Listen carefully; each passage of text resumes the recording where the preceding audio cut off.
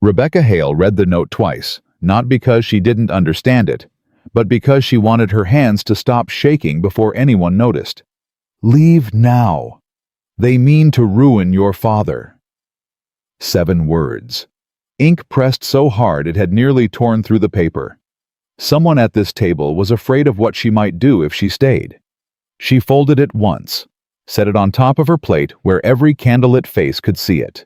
Then she raised her water glass toward Jonathan Ashford and smiled. If you've ever refused to walk away when the whole room expected you to subscribe to this channel, follow this story to its final word and drop your city in the comments. I want to see exactly how far Rebecca's fight has traveled. Rebecca Hale arrived at Ashford Hall in her mother's dress. It was the only thing of her mother's that hadn't been sold or worn to rags. A brown silk gown that Clara Hale had altered twice in her lifetime, once for her own wedding, and once for the church social the year before she died. Rebecca had let out the sleeves and taken in the waist and told herself it wasn't grief she was wearing. It was armor. She had told herself a great many things on the ride over. She had told herself that Prudence Bell's invitation was simply a social courtesy the kind wealthy county women extended to farming families when they wanted to seem generous. She had told herself that Jonathan Ashford's name appearing on the invitation card meant nothing particular. She had told herself that Samuel Hale's reputation in this county was solid enough that no single dinner could touch it. By the time the carriage Prudence had sent rolled past the iron gate and up the long drive, Rebecca had stopped telling herself things and started watching instead. Ashford Hall was exactly the kind of house that reminded poor families what poor meant. Not cruel in itself, just enormous and quiet, and full of light pouring from windows that had never once needed to worry about the cost of candles. Rebecca counted them as the carriage slowed. 14 windows across the front face alone. She counted them because numbers steadied her, and because she had been keeping her father's accounts since she was 16 years old, and numbers were the one language that had never lied to her. She stepped down from the carriage without taking the footman's hand. Old habit. Prudence Bell was waiting at the entrance with the particular smile of a woman who had already arranged everything and only needed the final piece to arrive. "Miss Hale." She took Rebecca's hand in both of hers. "You look lovely. That color is so brave on a working woman." Rebecca heard the word working land, where Prudence had aimed it just above the dinner table, where it would settle before the first course arrived. "Thank you, Mrs. Bell," she said. "You're very kind." She was not kind. But telling a woman like Prudence Bell that she was unkind was like telling the river it was wet. The dining room held 14 people arranged around a table that could have seated 30. The candelabras were silver. The plates were painted porcelain. The conversation stopped for exactly 2.5 seconds when Rebecca entered long enough for every person present to complete their first assessment of her shoes. Her hands, the slight callus along her right index finger from holding a pen against column after column of figures. She recognized some of them. Judge Harlan, who had ruled on 3 property disputes in the last 2 years, and had ruled correctly on one of them. Aldous Graves, who owned the merchant house in town, and whose wife had once told Rebecca's father that his tobacco lacked the refinement of better-managed farms. Thomas Holt, a neighbor farmer whose land abutted Crow's southern parcel, and who had been quietly losing field to boundary adjustments for 5 years without understanding why. And Silas Crow himself, standing near the fireplace with a glass of something amber, watching Rebecca the way a man watches a door he has already decided to close. He was 52 years old, and had the kind of face that was handsome enough to be trusted and hard enough to make you wonder why you'd trusted it. He smiled at her, and the smile was perfect. That was the most alarming thing about it. "Miss Hale." He lifted his glass in a small salute. "We're so glad you could join us." Rebecca looked at him just long enough to let him know she had noticed everything about the way he said it. Then she found her seat. She was placed at the middle of the table, not at the foot where unimportant guests were seated, when a host wanted to signal clearly that they were unimportant, and not near the head where influence sat. She was placed precisely in the middle, where everyone could watch her from both directions. She understood the geometry immediately. She was not a guest. She was an exhibit. At the head of the table sat Jonathan Ashford. Rebecca had seen him twice before, once at the county land records office, where he had stood behind the clerk while a property dispute was read, and once at the church in town in the third pew from the front, sitting alone with his hat in his lap and his eyes pointed at nothing. Both times he had been the kind of still that didn't come from peace. It came from the decision not to move. He was tall, even seated. Dark-haired, with a jaw that suggested he had made up his mind about most things a long time ago and had not been given much cause to revisit them. His coat was plain for a man of his standing, good wool, no embellishment, and his hands rested on the arms of his chair, as though he were prepared to push back from the table at any moment. Beside him on his left was an empty chair, not the absent chair of a guest who hadn't arrived yet. This chair had a full place setting, a glass filled with water, a plate positioned and waiting, a folded napkin placed as precisely as all the others. But no one sat there. No one had sat there during the gathering before dinner. No servant had removed the setting. No one at the table appeared to find it unusual. Rebecca looked at the chair. Then she looked at Jonathan Ashford. He was already looking at her. His expression didn't shift. He simply held her gaze for a moment and then looked away, and in that single movement, Rebecca read something she hadn't expected. Not dismissal. Not the casual disregard wealthy men aimed at women whose fathers farmed their own land. It was something closer to warning, the compressed expression of a man who has information he cannot give openly and is calculating what he can afford to cost himself. She was still thinking about that expression when the servant appeared at her elbow and set a folded note beside her water glass. She didn't open it immediately. She waited until the conversation around her had resumed. Aldous Graves was explaining to Thomas Holt that the summer had been good for tobacco, but that quality varied enormously based on management. And then she unfolded it beneath the edge of the table. "Leave now. They mean to ruin your father." 7 words. The ink was pressed deep enough to cut. She read them twice. Not because she didn't understand them, but because she wanted her hands to stop shaking before anyone noticed. A frightened man had written that note. A man who regretted something and had not quite decided how much he was willing to pay to correct it.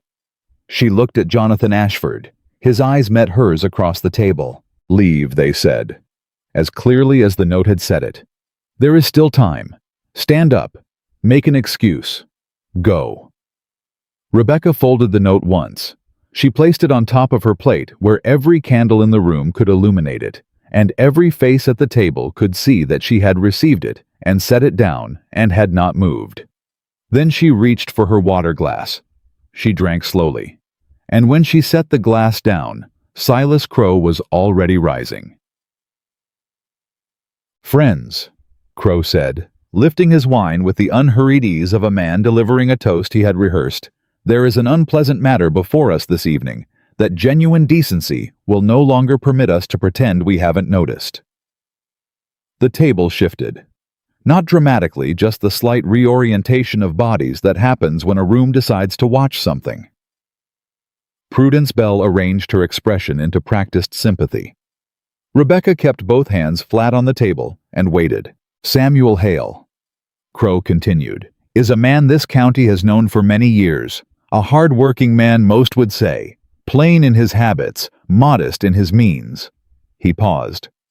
"And very nearly bankrupt, I'm afraid." "That's a lie," Rebecca said. She said it the way she would have corrected an arithmetic error in a ledger, not loudly, not with heat, just cleanly, because an error that went unchallenged had a way of becoming fact. Crow turned toward her with an expression of wounded patience. "Miss Hale, my father's accounts are current," she said. "Every debt has a corresponding receipt. Every receipt has a date and a signature. If my father is bankrupt, someone has gone to considerable trouble to keep that information from the man responsible for paying the bills, which has been me for the last 8 years. She looked at Crow with the same mild steadiness she gave to columns that didn't balance. "Which bank is carrying this alleged loan?" A short silence. "There are several institutions." "Name one." Crow smiled. It was a good smile. Patient and slightly sorrowful, as though the woman across from him was making a very understandable mistake, and he would take no pleasure in correcting her. "Miss Hale, these are complicated financial matters. I don't think the details would—" The details are the only thing that separates a debt from an accusation, Rebecca said. Name the bank name, the amount, and name the date of the original note, and I will tell you immediately whether that information corresponds to anything in my father's records. I've kept those records for 8 years, Mr. Crow. I remember them the way some people remember hymns. Prudence Bell's smile had gone somewhat fixed. Judge Harlan's mouth had tightened at the corners. Aldous Graves was looking at Crow with the particular attention of a man who understood that the next 30 seconds would clarify something important. Crow set his glass down. "What I can tell you," he said, and the warmth in his voice had dropped by exactly 1 degree, "is that your father has been attempting to negotiate an extension on debts that are considerably beyond his current capacity to service.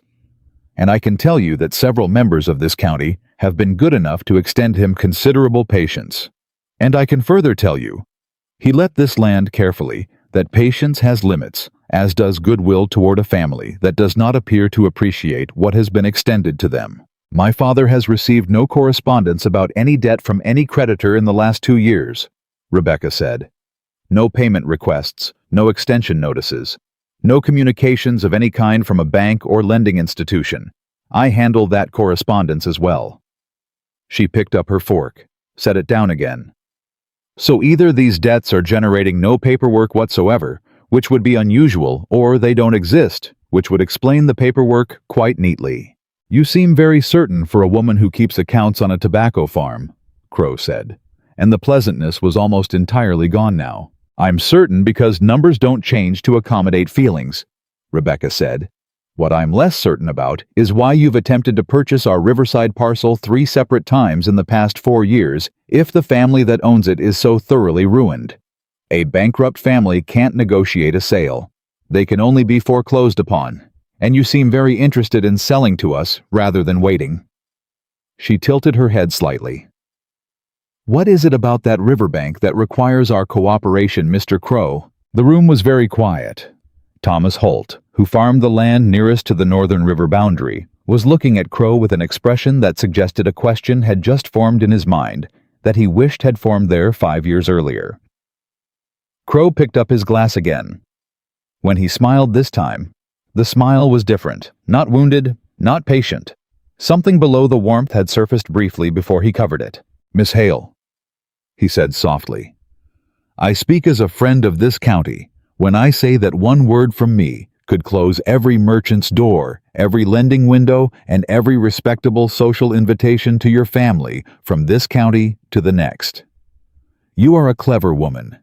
Be clever enough to understand the difference between winning an argument at a dinner table and living with what comes after it." He meant it as a conclusion. A final repositioning of the truth so that everyone at the table understood where the power sat. What he had not anticipated was that the whole room had heard him say it. Judge Harlan looked down at his plate. Aldous Graves set his fork beside his knife with a small, precise sound. Thomas Holt looked at the man across from him as though seeing something he recognized too late. The silence lasted perhaps 4 seconds. Jonathan Ashford ended it by pushing back his chair. He stood without any particular urgency, the way a large man stands when he has made a decision and sees no reason to perform it dramatically. "Silas," he said. Crow looked at him. "I owe this table an honesty I have been too comfortable to offer before now," Jonathan said. "I knew what tonight was intended to accomplish. I was told that Miss Hale would be brought here under the pretense of a social invitation, and that her family's reputation would be addressed in front of witnesses who could ensure the account traveled through the county by morning." He looked at Rebecca. "I said nothing before she arrived because I told myself it was not my business. I want to say now in front of everyone seated here that my silence was cowardice, and that cowardice dressed in the language of discretion is still cowardice." Prudence Bell's face had drained of something. "Jonathan," Crow said, and his voice had gone quiet in a different way now. The way voices go quiet when they are deciding something. "Be careful. You've made that suggestion to me before," Jonathan said. "I've always found it useful to notice when a man who claims to be a friend uses the word careful as a threat." He looked around the table. "Miss Hale's father owes nothing to any bank connected to Silas Crow. I have spoken with the county lending office, and I am prepared to stake my reputation on that fact. What Mr. Crow has just described is the public beginning of a pattern this county has seen visited on 4 families in the last 7 years. A rumor is released. Credit dries up. A survey is adjusted. A family sells for less than the land is worth. The land passes to a new owner whose name does not appear directly in the transaction. And 6 months later, the parcel appears in the management of an estate that was already acquiring the properties on either side of it. Thomas Holt had gone very still. "I'll not sit at my own table," Jonathan continued, "and watch a 5th family walked into that trap while I tend my own comfort." Crow's smile was entirely gone now. "You've been listening to this girl's accusations." "I've been keeping my own records," Jonathan said. "Mr. Crow, I'd like you to leave my home." The room absorbed this, orbed. Crow did not move immediately. He looked at Jonathan with the comprehensive attention of a man revising his understanding of a situation he believed he had already controlled. Then he looked at the table at Judge Harlan, who had found something interesting on the tablecloth at Aldous Graves, whose expression gave away nothing but whose posture had shifted, and he understood in that moment that the room was not going to save him. He set down his glass. "Jonathan," he said quietly, so that only the nearest people could hear it. "Your mother has better sense than this. She won't appreciate." "My mother," said a voice from the doorway, "appreciates a great many things, Mr. Crow. Honesty chief among them." Evelyn Ashford was 63 years old and moved with the careful deliberateness of a woman who had decided that every step she took would mean something. She was not tall, and she was not loud, and she had the kind of stillness that makes a room feel slightly smaller when she enters it, not because of anything she forced on the air around her, but because her presence had a quality of long patience, the kind that comes from watching people make predictable choices for 6 decades. She carried a sealed letter. She walked to the head of the table and placed it beside Jonathan's plate. "That is a letter from the county lending office confirming that the Hale farm carries no outstanding loan, no arrears, and no delinquent note of any kind." She looked at Crow. "I requested it this morning after my son told me what this evening was designed to accomplish." She looked around the table, not coldly, not with the dramatic satisfaction of a woman scoring a final point, but with the simple directness of someone who has decided that a thing needs to be said, and is now saying it. "You have watched this evening as a man of considerable standing in this county invented a farming family's ruin because he wants their land. I would like to suggest that what we do with that information in the coming days will tell us a great deal about what kind of people we intend to be." The room was silent. Crow looked at Evelyn, then at Jonathan, then at Rebecca. And for just a moment, a single unguarded second, the architecture of the evening that he had built so carefully was visible in his expression as he understood it was falling. He straightened his coat. "Miss Hale," he said, and his voice was perfectly smooth again. The voice of a man who has been embarrassed before and knows exactly how to continue past it. "You've made a clever show this evening." He leaned slightly toward her as he passed. "Your father will sell before the first frost." He left. The dining room held its silence until the sound of his carriage reached the drive. Then Aldous Graves looked at Thomas Holt, and something passed between them that was not conversation, just recognition, the slow and uncomfortable kind. Rebecca rode home in the Ashford carriage because Jonathan insisted, and because her legs, she noticed distantly, had begun to behave in a manner inconsistent with the rest of the evening's performance. The house was dark when she arrived. Samuel would be long in bed. She stepped down from the carriage and thanked the driver, and stood in the yard for a moment, letting the summer air do what it could. Then she heard it. The sound was wrong in the particular way that a sound you've heard all your life becomes wrong when it stops. The creak and rush of water through the mill channel. It was gone. She crossed the yard in the dark, moving by memory and moonlight, and found Samuel standing at the edge of the channel in his nightshirt, barefoot in the dirt, holding a lantern that swung in his hand with the rhythm of a man who was trying very hard not to let the lantern fall. The wooden gate controlling the water intake had been smashed. Not broken smashed, the way something is destroyed when the destruction itself is meant to send a message. The timber planks had been dragged aside and splintered and thrown across the bank, and someone had driven a post into the soft earth of the channel edge, and on that post they had nailed a sign. 3 words, rough letters burned into a pine board. Sell while you still own something. Samuel looked at Rebecca. Rebecca looked at the sign. The dinner, she understood now, had not been the attack. It had been the announcement that the attack was coming, and Silas Crow had already begun. She stood there for a long time beside her father while the dry summer silence pressed down on them both. Samuel didn't speak. He didn't need to. She could see the history of the evening in his face, the lantern-lit lines of a man who had been worked hard and honest his whole life, who had paid what he owed and recorded what he spent and believed in the particular faith of decent men that doing those things correctly would protect him. He looked at the broken gate. He looked at his daughter. "Rebecca," he said finally. The word carried more than her name. "I know," she said. She put her hand briefly on his arm, steady pressure, then released. Not comfort. Something sturdier than comfort. "Go inside," she said. "I'll get the lantern." He went. Rebecca took the lantern from the post and held it over the sign for a long time. Then she pulled the post out of the earth with both hands, and she carried it away from the channel, and she set it against the barn wall where she could find it again. Evidence was evidence.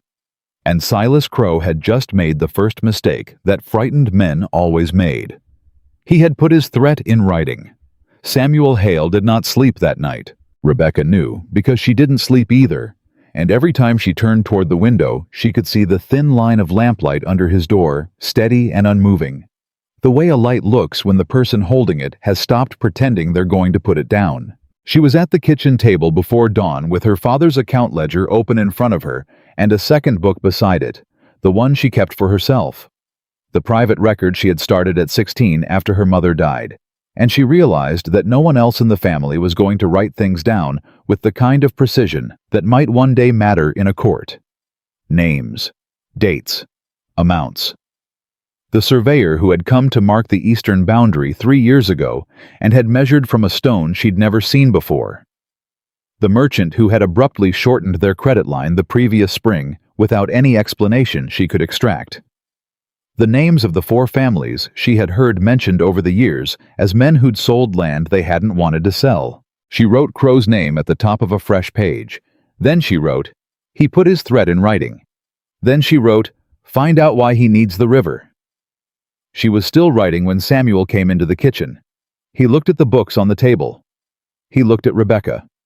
He pulled out the chair across from her and sat down with the heaviness of a man whose bones had been thinking all night.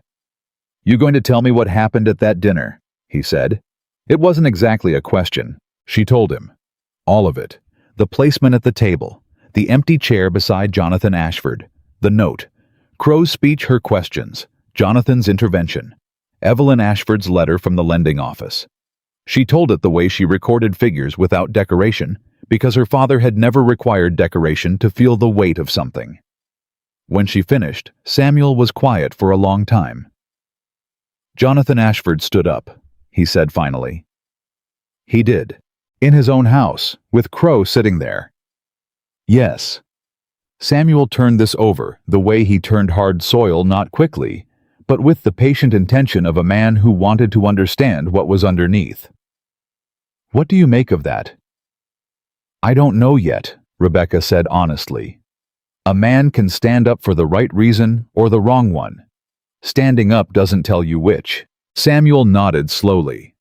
He looked at the pine board she'd leaned against the far wall, the one she'd pulled from the channel post in the dark. 3 burned words. He had already read it. He didn't read it again. They destroyed the gate, he said. Yes. That's not the last thing they'll destroy. No, she said. It isn't. He looked at her.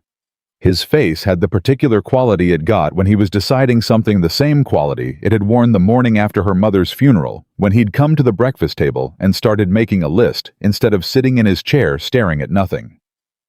Then what do we do? Rebecca closed the private ledger. We wait until Jonathan Ashford comes to us. Because I think he will. And when he does, we're going to find out what he's actually willing to cost himself." Samuel made a sound that wasn't agreement and wasn't disagreement. He reached across the table and put his hand over hers for a moment, a brief, calloused wait, and then he stood up and went to start the morning work, because the fields didn't wait for a man to finish being afraid. Jonathan Ashford arrived 3 days later. He came on a working horse, not his good one, and he wore no coat despite the July heat, just a plain linen shirt with the sleeves rolled to the elbow and boots that had seen a full day already by the look of them. He didn't send a rider ahead. He didn't bring anyone with him. He came alone down the lane toward the Hale farmhouse and dismounted at the gate and stood there for a moment with his hat in his hand before he walked up to the door. Rebecca watched him from the window. She gave herself exactly 30 seconds to watch before she went to the door. He looked at her when she opened it. Not at the house, not past her, at her directly, which she noted. "Miss Hale," he said, "I would like to speak with you and your father, if he's willing." "That depends on what you're planning to say," she said. "The truth," he said. "All of it, including the part that doesn't favor me." She studied him for a moment. "Come in then." Chapter Muppet. Samuel was at the table when they entered. He did not stand. He watched Jonathan cross the room and take the chair Rebecca indicated and set his hat on the edge of the table, and then he looked at Jonathan the way honest men look at powerful ones when they've been given a reason to be careful. "Mr. Ashford," he said. "Mr. Hale." Jonathan met his eyes. "I owe you an apology before I say anything else. I've known what Silas Crow has been doing in this county for the better part of 5 years. I've known because it's difficult not to know when you sit where I sit and pay attention to where land moves. I told myself it wasn't my business. I told myself that men who took on bad debt and trusted bad surveyors made their own troubles." He paused. He wasn't looking away, which was the kind of thing Rebecca noticed. "I was wrong about that, and I was wrong for long enough that it became something worse than a mistake." Samuel didn't fill the silence. He let it sit there and do its work. "What changed?" Rebecca asked. Jonathan looked at her. "Anne." The name landed in a way that shifted the air in the room slightly. "My wife," he said for Samuel's benefit. "She died 7 years ago. Before she died, some months before her younger sister's husband lost their farm. Crow's associates called in a fraudulent debt. I knew it was fraudulent. Anne asked me to intervene." He let that sit for a moment. "I said it wasn't my affair, that I couldn't involve myself in every dispute in the county, that there were proper channels." His jaw set briefly. There were no proper channels. The channels were Crow. The couple lost everything. They moved north that winter. Both of them died before spring. Samuel looked down at the table. "Anne never said I killed them," Jonathan continued. "She wasn't that kind of woman, but she said something else to me near the end that I've had to live with." He stopped. "She said, 'Jonathan, the harm you didn't stop is still harm you chose.'" He looked at Samuel directly. "Your farm is the last piece of river property Crow doesn't control. Your bank on the south side and his parcels on the north. If he takes your land, he controls both banks from the creek junction to the county line. In a dry summer, every farm downstream depends on that water. He could charge for access. He could withhold it. He could determine which families survive a drought and which ones don't." Samuel's expression had gone very still. "This isn't just about my land." "No, sir, it isn't." "How many families?" "Downstream of your property, 11 working farms that I know of, possibly more that draw from secondary channels." Samuel sat back in his chair. He looked at Rebecca. She looked back at him. "What are you proposing?" Rebecca asked Jonathan. "I want to help you build a case against Crow that the county can't ignore. I have access to the records he doesn't know I've been keeping. I have money to hire legal assistance. I have the kind of name in this county that makes certain people return correspondence." He held her gaze. "What I don't have is what you have. You know every number connected to this farm. You know the surveys. You've been watching Crow work for years from a position he's underestimated, and that means you've seen things I haven't. You want a partnership? Rebecca said. Yes. Then I have terms. Jonathan didn't look surprised. He looked, if anything, faintly relieved, as though he had hoped she would have terms. I'd expect nothing less. You stand beside us, she said. Not in front of us. You provide the resources, the legal access, and the transportation. I lead the examination of the records and the property lines. My father's name leads the filing, not yours, because this is his land and his fight and his vindication. She watched his face. And if at any point you decide the cost is too high and you want to step back, you tell me directly before you do it, not after. Agreed, Jonathan said, without hesitation.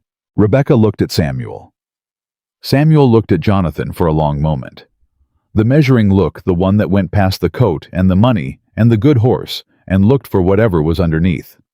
Then he reached across the table and removed his hat and set it on his knee. All right, Mr. Ashford, he said. Sit down proper. Rebecca, get the ledgers. What Rebecca found when she began pulling the threads was worse than she'd expected, and she had expected it to be bad.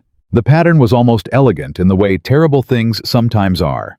A structure so deliberate that you couldn't see it unless you laid all the pieces beside each other at the same time and stood far enough back.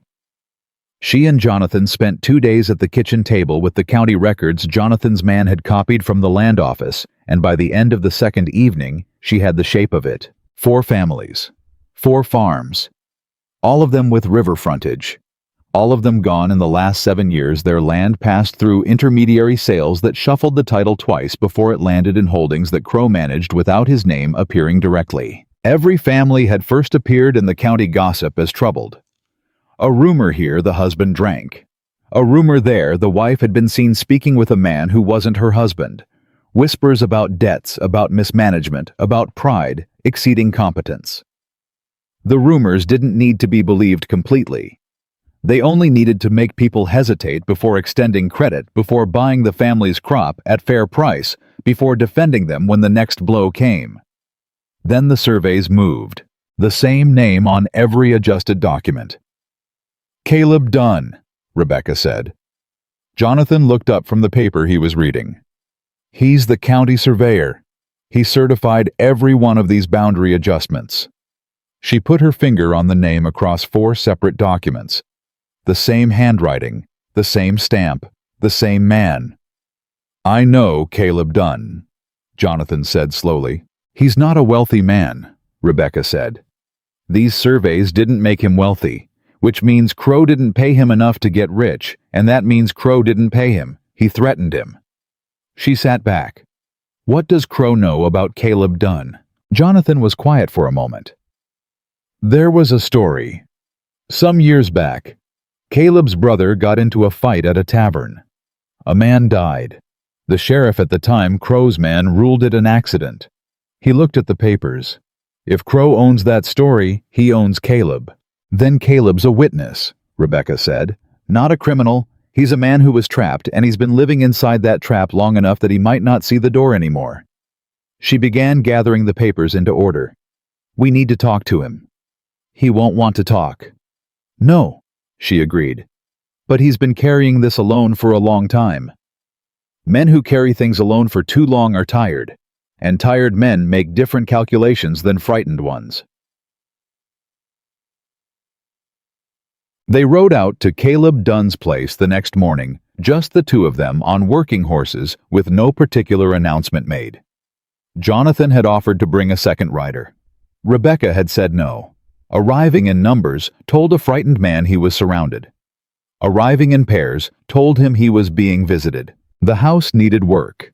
Not the casual disrepair of a busy man who'd let things slide, the particular neglect of a household that had stopped investing in the future, where repairs were made only when something failed completely. Rebecca registered all of this without comment. Caleb Dunn answered the door himself. He was a lean man in his middle 40s, with the careful, slightly flattened expression of someone who had been alert for bad news for so long that alertness had become his default face. He looked at Jonathan first, then at Rebecca, then back at Jonathan. Mr. Ashford, he said carefully. Caleb. Jonathan's voice was even. We'd like to speak with you. I'm not sure I have anything to say. I think you have a great deal to say, Rebecca told him. I think you've had it to say for years, and you haven't been able to say it, and I think that's eaten at you every morning when you get up and put on your boots and go out to do work. You know, isn't honest. She kept her voice quiet, not accusatory, just certain. I'm not here to punish you, Mr. Dunn. I'm here because you're the only person in this county who has the original field notes that prove what Silas Crowe made you do with them. Caleb Dunn's jaw tightened. My brother is protected, Jonathan said. I'll see to it personally. Whatever Crowe holds over your brother, I have the means and the intention to counter it. Caleb looked at him for a long time. The silence had a quality Rebecca recognized, the silence of a man standing at the edge of a decision that was going to cost him something, regardless of which direction he stepped. Come inside, Caleb said finally. Dud. What Caleb told them over the next hour was methodical and devastating, and delivered in the flat, careful tone of a man who had rehearsed his confession without ever expecting to give it. He had falsified the boundary lines on every property Crowe had targeted. He had moved markers. He had certified surveys he knew were wrong. He had done it because Crowe had arrived at his door 4 years ago with a written account of the night Caleb's brother Thomas had struck a man outside a tavern in a county 2 days' ride north, and the man had not gotten up.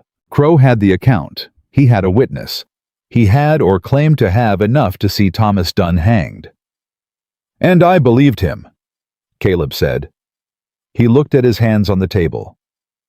I believed him because Thomas had told me about that night, and I knew what really happened, and I knew that in a court where Crowe controlled the testimony, the truth about what really happened wouldn't matter. Where are the original notes? Rebecca asked. Caleb looked at her. Then he pushed back from the table, crossed the room, and lifted 2 boards from beneath the far corner of the kitchen floor. He reached into the dark space and came up with a oilskin roll tied with cord. He set it on the table. Rebecca untied the cord and unrolled the oilskin with care. Inside were sheets of field paper, written in a precise surveyor's hand, measurements and markers and reference points that contradicted every official document Crowe had filed. Every stolen boundary, every false line. 4 years of the truth preserved under the floor of a man too frightened to use it and too honest to burn it. She looked up at Caleb. Why didn't you destroy these? He was quiet for a moment. Because destroying them would have made it real, he said.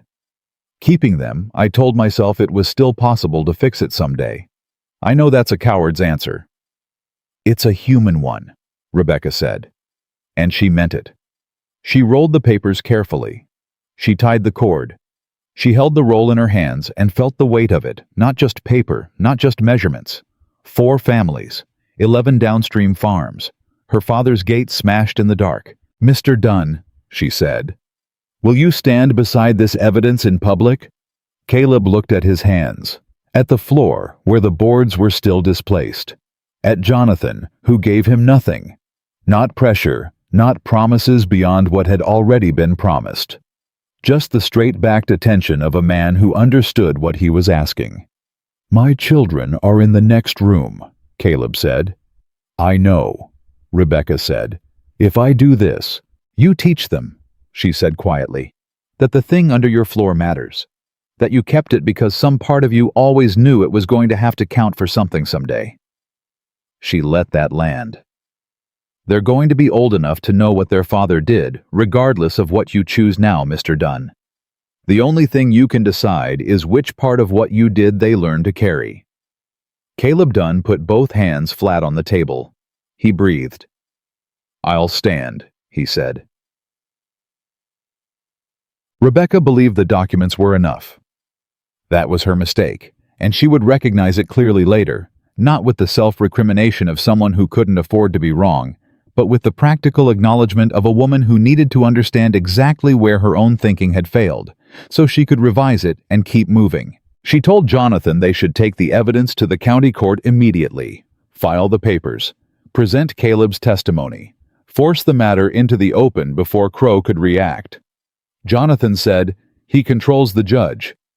Then we argue over the judge's head. The circuit judge only sits twice a year. Crow knows that. He can survive 2 months of formal charges. He cannot survive what he'll do to your family in those 2 months. "You think like a man who's always had enough time to wait," Rebecca said, and she didn't say it cruelly, but she didn't soften it either. Jonathan absorbed it.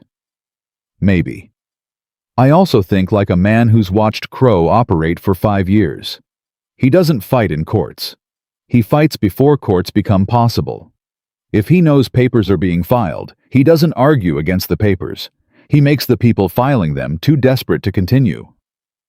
Rebecca looked at him. "You're saying we should wait?" "I'm saying a document doesn't feed a family," Jonathan said, "and Crow has other levers to pull." "We have his threat in writing," Rebecca said. "We have Caleb's testimony. We have the original notes. That's everything he needs to know we have," Jonathan said. "Rebecca, if he finds out tonight what we found in Caleb's floor by morning, your father can't buy feed in this county." She wanted to argue. She had the shape of the argument right there formed and ready. But some part of her, the part that had spent 8 years managing a family farm through dry summers and hard winters and the particular cruelty of bad timing, registered what Jonathan was actually saying and set the argument down. "You think he'll move economically?" she said. "I think it's what I'd do," Jonathan said, "if I were him." She didn't sleep well that night. She shouldn't have slept at all. She found out 3 days later that Jonathan had been right, and she had been 4 days too slow to believe it. It started with the blacksmith. Samuel had taken 2 plow blades in for sharpening routine work done every summer. The blacksmith told him the forge was busy and the order would have to wait. Weeks, possibly. He was sorry. Samuel came home and told Rebecca, and she filed it and kept moving. 2 days after that, Aldous Graves, who had run the largest merchant house in the county for 20 years, and who had accepted Hale tobacco every single season since Rebecca could remember, sent a boy with a note saying that due to changes in their buying arrangements, he would be unable to accept the Hale crop this season. The note was polite. The note was careful. The note said nothing that could be held against anyone. Rebecca read it twice, then went and found Jonathan, who came that same afternoon. "It's starting," Jonathan said when she showed him the note. "The blacksmith, too," she said. He said nothing. "How many more?" she asked. "All of them," he said. "Every merchant, every buyer, every mill, every laborer for hire who depends on county connections that Crow can touch. He doesn't need to say anything directly. He only needs to suggest that the Hale name has become a complicated association." Rebecca stood at the window. Her mind was already moving not into panic, because panic wasted time, but into the cold, fast arithmetic of exactly how long they could sustain the farm without outside buyers, without the mill, without the blacksmith's tools. She ran the numbers and didn't like what she arrived at. "I was wrong," she said. Jonathan was quiet. "I thought the documents would be enough," she said. "I thought the truth would hold the ground while we filed the papers. I didn't account for this." She made a small gesture. The note from Graves. The invisible noose tightening around every door her father might have walked through. "He doesn't need to break the law to break us. He just needs to make us expensive to know." Jonathan sat down. "Yes. So we can't fight him in court, not yet. Not in a court he owns." She turned from the window and looked at Jonathan directly. "Then we need a different arena." He waited. "You said the whole county came to that dinner," she said slowly. "The judge, the merchant, the banker, landowners, their wives. Everyone who gives Crow his influence sat in that room and watched him make a threat in front of witnesses." She paused. "What if we invited them back?" Jonathan looked at her. "Not to expose documents," she said. "Not to make legal arguments. To force every person in that room to decide publicly whether they're going to stand behind a man they just watched threaten a farming family at your dinner table." She held his gaze. "Crow's power isn't legal, it's social. People cooperate with him because cooperating with him feels safer than not cooperating. But they sat in that room. They heard what he said. And right now, every one of them is sitting with that memory and telling themselves a story about why it was complicated and why they couldn't have acted differently. "You want to make it impossible to tell that story anymore," Jonathan said. "I want to make it so that the cost of telling it is higher than the cost of the truth." She sat down across from him. "Can you host another dinner at Ashford Hall?" Jonathan was quiet for a moment. No family of standing in this county can decline an invitation from the Ashfords, not without signaling fear. "Then send them." Jonathan looked at her. Something shifted in his expression. Not admiration exactly, but something adjacent to it, the particular quality of attention a person gives when they realize the person they're watching is going to be very difficult to stop. "I'll have the invitations out by morning," he said. The boy arrived at dusk. He was perhaps 12 years old, running hard, and he came to the kitchen door rather than the front, which meant he'd been somewhere on foot and was frightened enough that he'd run all the way. He was from Caleb Dunn's family, one of the younger children. Rebecca knew him by sight. He stood in the kitchen doorway, breathing in the ragged way that children breathe when they've been running with real news, the kind that doesn't wait. "They came to the house," he said. "Men, 3 of them. They came in the night, and they went through everything, and they tore up the kitchen floor, and my father—" He stopped, breathed. "My father's gone. He took his boots. He didn't take his coat." Rebecca's chest went cold and fast. "When?" she said. "Last night," the boy said. "Mama sent me this morning, but I didn't know which way to come first." Rebecca looked at him carefully. No coat, but his boots, which meant Caleb had left before the men came, or he'd heard them coming and gone through the back. Which meant Caleb had known this was possible. Which meant he'd had a plan. The oilskin roll of field notes. She thought about what Caleb had said about keeping them because destroying them would make it real. "The papers," she said to Jonathan, who had come into the kitchen behind her. "If Crow sent men for the house, it was for the papers. If Caleb took his boots but not his coat, he wasn't running. He was going somewhere he knew to go." Jonathan was already reaching for his own coat. "Where?" he said. Rebecca thought about the way Caleb had looked at those original field notes. The way a man looks at the thing he's kept because he cannot bring himself to let it be only a wrong that was done. "Where do surveyors go," she said slowly, "when they need to think about their work?" Jonathan looked at her. "The old Riverside Mill," he said. "They stored equipment there, chains, poles, before they built the new office. Caleb worked out of there for 2 seasons when he first took the county appointment." "Then that's where he is," Rebecca said. She turned to the boy. "Go back to your mother. Tell her no one comes to this house, no one opens the door tonight, and no one speaks to anyone about where your father went." She looked at him steadily until he nodded. "Go." He went. She turned to Jonathan. "Let's go find him," she said, "before Crow does." They rode hard. The moon was up and useful, and Rebecca pushed her horse faster than she normally would have on a dark road, because the arithmetic in her head was not favorable. If Crow's men had gone to Caleb's house last night, they'd had hours already. Hours to search, hours to ask questions in the wrong directions, hours to decide that a missing surveyor with missing field notes was a problem that required a permanent solution rather than a temporary one. She didn't say any of that aloud. Jonathan was riding beside her, and she suspected he'd already done the same arithmetic. The old mill sat at a bend in the river where the bank widened and the water slowed. It had been abandoned as a working mill for a decade, used afterward by the county survey office for equipment storage, and then forgotten when the new office was built closer to town. It was the kind of place that existed in the geography of a county, the way certain memories exist in a person not gone, just set aside, waiting to be needed again. Rebecca heard the sound before she saw anything. A movement inside the careful shift of a person trying to be still and failing at the edges of it. She dismounted without speaking, and walked to the side door, and knocked twice, then once, then twice again. A pattern that meant nothing in particular, except that it was too deliberate to be accidental, and Caleb Dunn was a man who noticed deliberate things. Silence. Then, "Who's there?" "Rebecca Hale," she said. "And Jonathan Ashford. Your boy came to us." A longer silence. The sound of something being set down carefully. Then the door opened. Caleb looked the way a man looks when he has been sitting alone with fear in the dark for most of a night.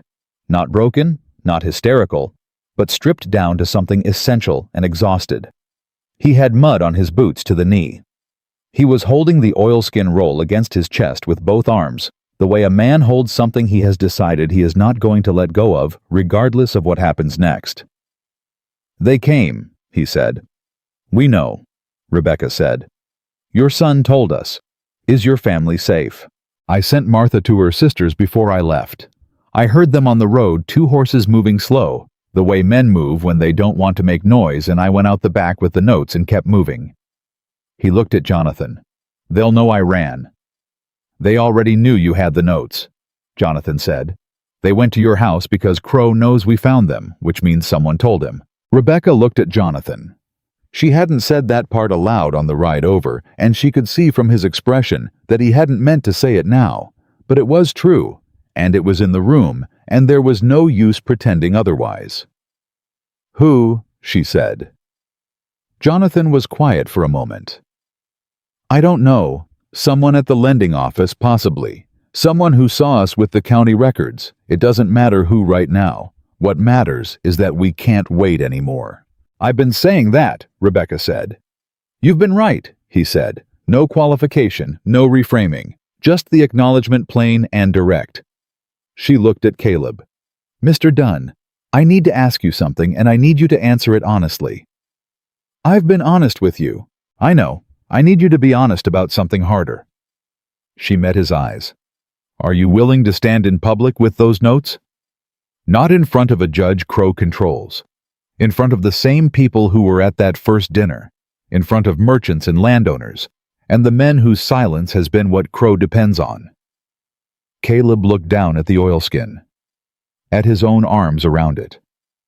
"My children," he said, "will grow up in a county where the water is controlled by Silas Crow." Rebecca said, "Unless someone who knows the truth says it where it can be heard." She kept her voice level. Not hard, not pleading, just clear. "I told you before you can decide what part of what you did your children carry. This is still that choice, Mr. Dunn. Except now you're out of time to make it slowly." Caleb looked at her for a long moment. Then at Jonathan. Jonathan said, "I'll see to your brother personally. Whatever Crow has, I have more. That's a promise made in front of witnesses." Caleb's jaw worked.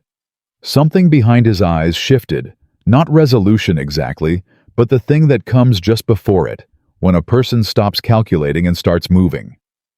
"All right," he said. His voice was rough. "All right, but I'll not hide in this mill until the dinner. I want my family back under my roof." "Done," Jonathan said. "I'll put 2 men on your property tonight. And I want to look Crow in the face when I say it," Caleb added. He looked at Rebecca. "I want him to know it's me. I want him to see that I'm not afraid of him anymore." He paused. "Even if that's not entirely true yet." Rebecca almost smiled. "That's what courage looks like, Mr. Dunn. It doesn't wait for the fear to leave first." The invitations went out the next morning. Jonathan signed them himself in his own hand, which mattered in a county where a man's handwriting on formal correspondence was still a measure of his seriousness. The language was simple. A supper at Ashford Hall 1 week hence. A matter of county business, requiring the attention of its principal families. No family of standing could decline without signaling that they knew what was coming and had chosen their side already. Rebecca watched the responses arrive over the following days. The way she watched weather, not with anxiety, but with the professional attention of someone who understood that what came in told you what was going to happen before you could see it in the sky. Judge Harlan responded within a day. He would attend. Aldous Graves responded by the second day. He would attend and bring his wife. Thomas Holt responded on the third day with a brief note that said, "Only, I'll be there. I have questions of my own." Crow responded on the fourth day. His acceptance was 2 sentences perfectly courteous, and it told Rebecca everything she needed to know about how he intended to play this.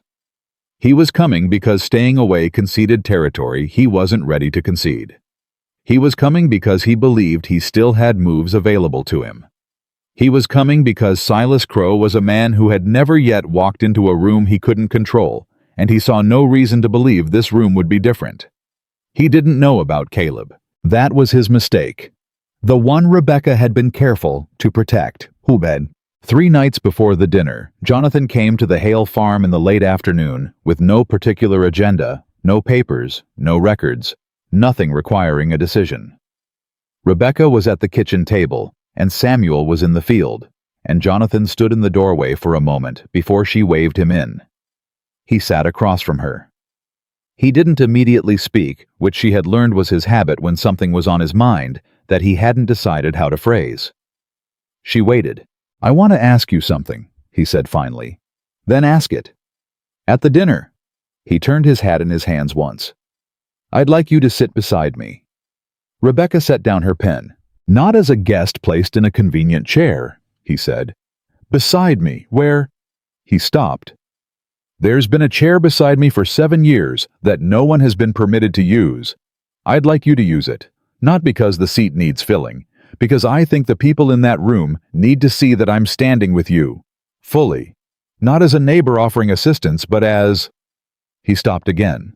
He was not a man who found incomplete sentences comfortable, she had noticed.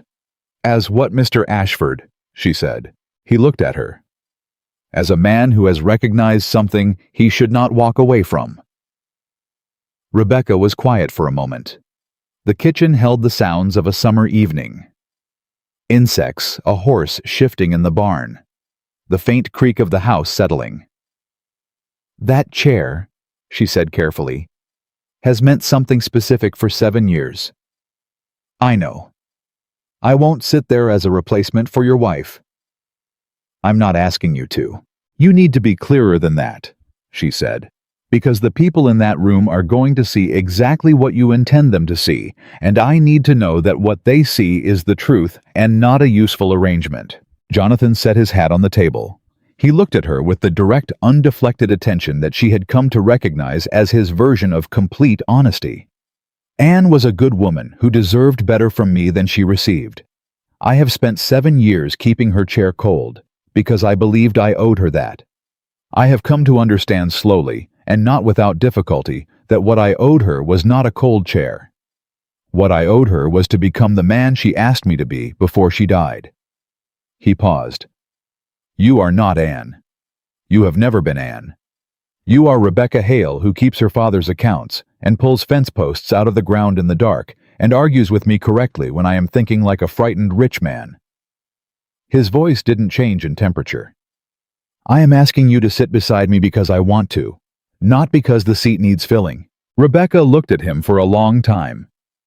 "I'll sit beside you," she said, "but I'm bringing my account book." Something shifted in Jonathan's face that might in a different kind of man have been a smile. "I'd expect nothing less." "And I'll sit there as myself," she said, "not as a statement, not as a symbol, as Rebecca Hale." "That," Jonathan said quietly, "is the only way I'm asking you to sit there." She nodded once. She picked up her pen.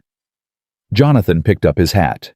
He said, "I'll see you at the dinner," and left, and Rebecca sat for a moment with her pen not moving before she wrote the next number in the column and kept going.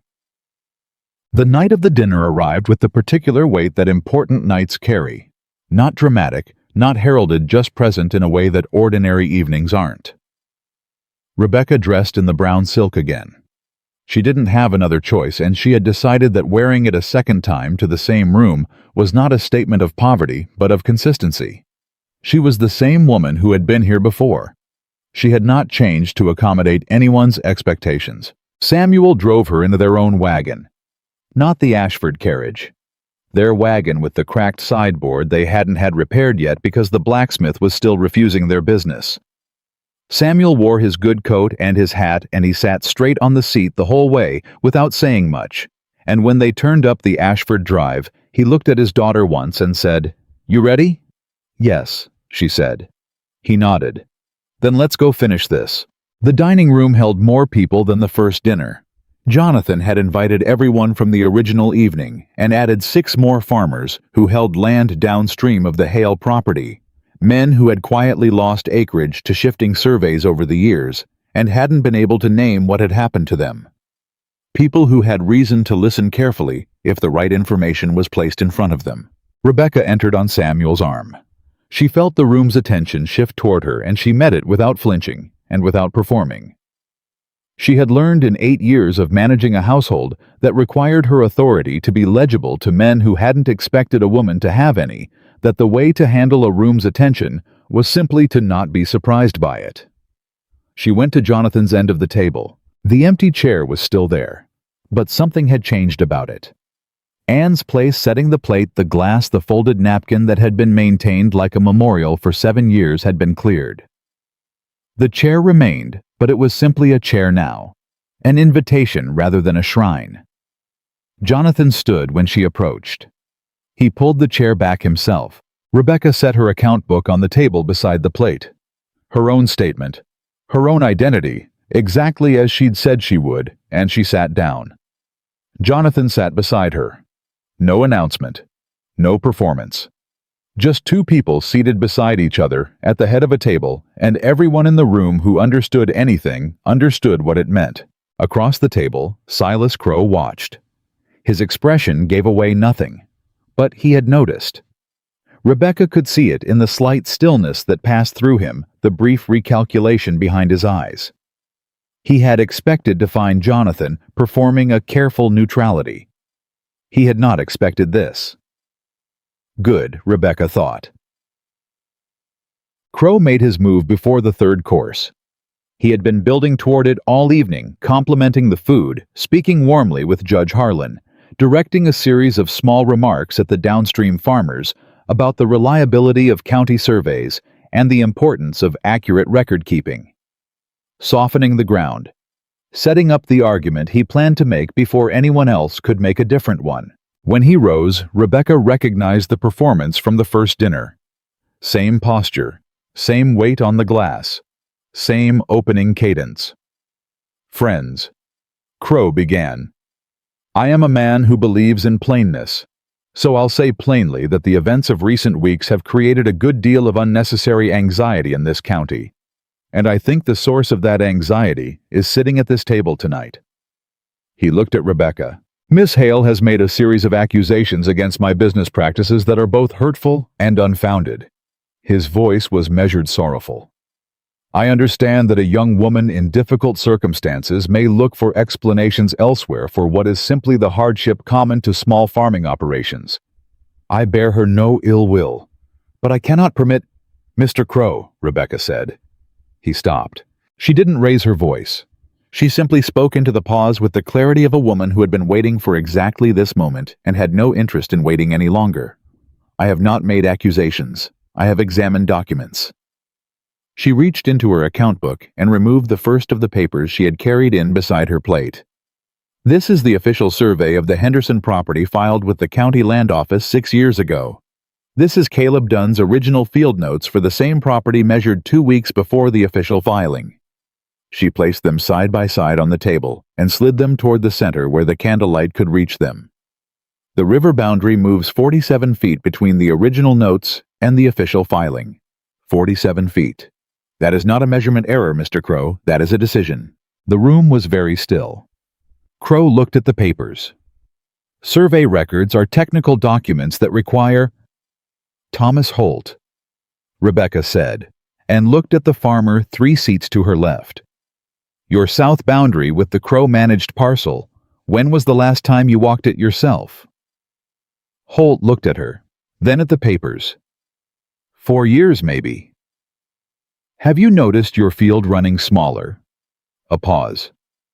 "I thought it was my measurement." "It wasn't your measurement," Rebecca said. She slid a second set of papers toward him. "This is Caleb Dunn's original note for your southern line. And this is the official survey filed 8 months after you disputed the fence position with your neighbor. She let him look. The line moved 23 feet. Holt picked up both papers. His face went through several things in a short time. Crow was already speaking fast now, the measured sorrow gone, and something sharper underneath it. These are copies prepared by a woman with a grievance not official. They're in Caleb Dunn's own hand, Jonathan said from Rebecca's side. His voice was quiet. It carried anyway. Caleb Dunn, Crow said, is a man whose judgment has been called into question for reasons that have nothing to do with... The door opened. Caleb Dunn walked in. He walked in the way a man walks when he has made a decision that frightens him and he has decided to walk toward the fear rather than away from it, not easily, not without the visible effort of a person doing something hard, but steadily. He was wearing his good coat. His original field notes were in his hands, still rolled in the oilskin. The room looked at him. Crow went completely still. Crow. Mr. Dunn, Crow said, and his voice had gone to something very quiet and very level. The voice of a man doing rapid calculation. This is unexpected. I imagine it is, Caleb said. He didn't look at Crow when he said it. He was looking at the table at the papers Rebecca had spread across it, at the faces turned toward him at Thomas Holt, holding 2 surveys that didn't match. He set the oilskin on the table and untied the cord with hands that weren't entirely steady and unrolled the notes and spread them out. My name is Caleb Dunn, he said. I've been the county surveyor for 9 years. For 4 of those years, I falsified boundary surveys at Silas Crow's direction. His voice was flat. Not theatrical, just direct the way confessions are when the person making them has stopped trying to manage how they sound. I moved property lines on 6 parcels. I certified measurements I knew were wrong. I did this because Crow threatened to use information against my brother that would have seen him hanged. He looked around the table. Not at Crow. At the farmers, the merchant, the judge. I kept my original notes because I couldn't destroy the truth even when I was helping destroy other things. I'm making them available tonight because... He stopped, swallowed. Because Miss Hale told me my children are going to know what I did either way, and I'd rather they know I stopped. The room held the kind of silence that follows something true. Then Crow said, This man is a confessed criminal trying to... He's confessing, Rebecca said, which is different from being caught. The difference matters. Judge Harlan was looking at the original notes with the expression of a man who understood what he was seeing and was beginning to understand what it was going to cost him personally. These measurements prove that 6 property transfers in this county were based on falsified documentation, Rebecca said, which means those transfers may not be legal, which means the families who lost land may have a claim. She looked at the judge directly. That's a matter for the law, Your Honor, which is exactly where we'd like to take it. Harlan looked at Crow. Crow looked back at Harlan with the particular intensity of a man reminding someone of a debt. Harlan, these documents are inadmissible without... Don't, Harlan said, quietly, but firmly enough to stop Crow mid-sentence. Something shifted in the room. The weight of it moved slowly the way a river changes course not all at once, but then undeniably. Aldous Graves set his wineglass down and folded his hands on the table and looked at Crow with the expression of a man who had just made a business calculation. The banker, a heavy-set man named Whitmore, who had sat largely silent through both dinners, reached into his coat and removed a folded paper and placed it on the table in front of him without explanation. Crow saw the paper. Rebecca saw Crow see it. Arthur, Crow said to the banker. His voice had gone very controlled. Whatever your... My ledgers show 3 loan transfers to accounts under your management in the past 2 years, Whitmore said. Loans that were called in on farming properties without the standard notice period. I signed those transfer authorizations. He looked at Crow. I signed them because you presented me with a record of a personal debt I owed you and suggested the consequence of not signing. His jaw tightened. I'm done being suggested to Silas. The banker pushed the paper across the table toward Rebecca, and with that, Crow turned. Not literally. Not yet. But Rebecca watched the moment happen in his face, the instant when a man who has operated by controlling people realizes that the people have stopped being controllable. It was not the look of a man defeated. It was something colder than defeat. The look of a man who is revising his options. "You've enjoyed your evening," Crow said to the room. His voice was back to smooth, deliberately, carefully smooth. "You've listened to a disgraced surveyor, a woman with a grievance, and a banker with a guilty conscience. I congratulate you on your credulity." He pushed back his chair. "But documents require courts, and courts require judges, and I have operated in this county for 22 years.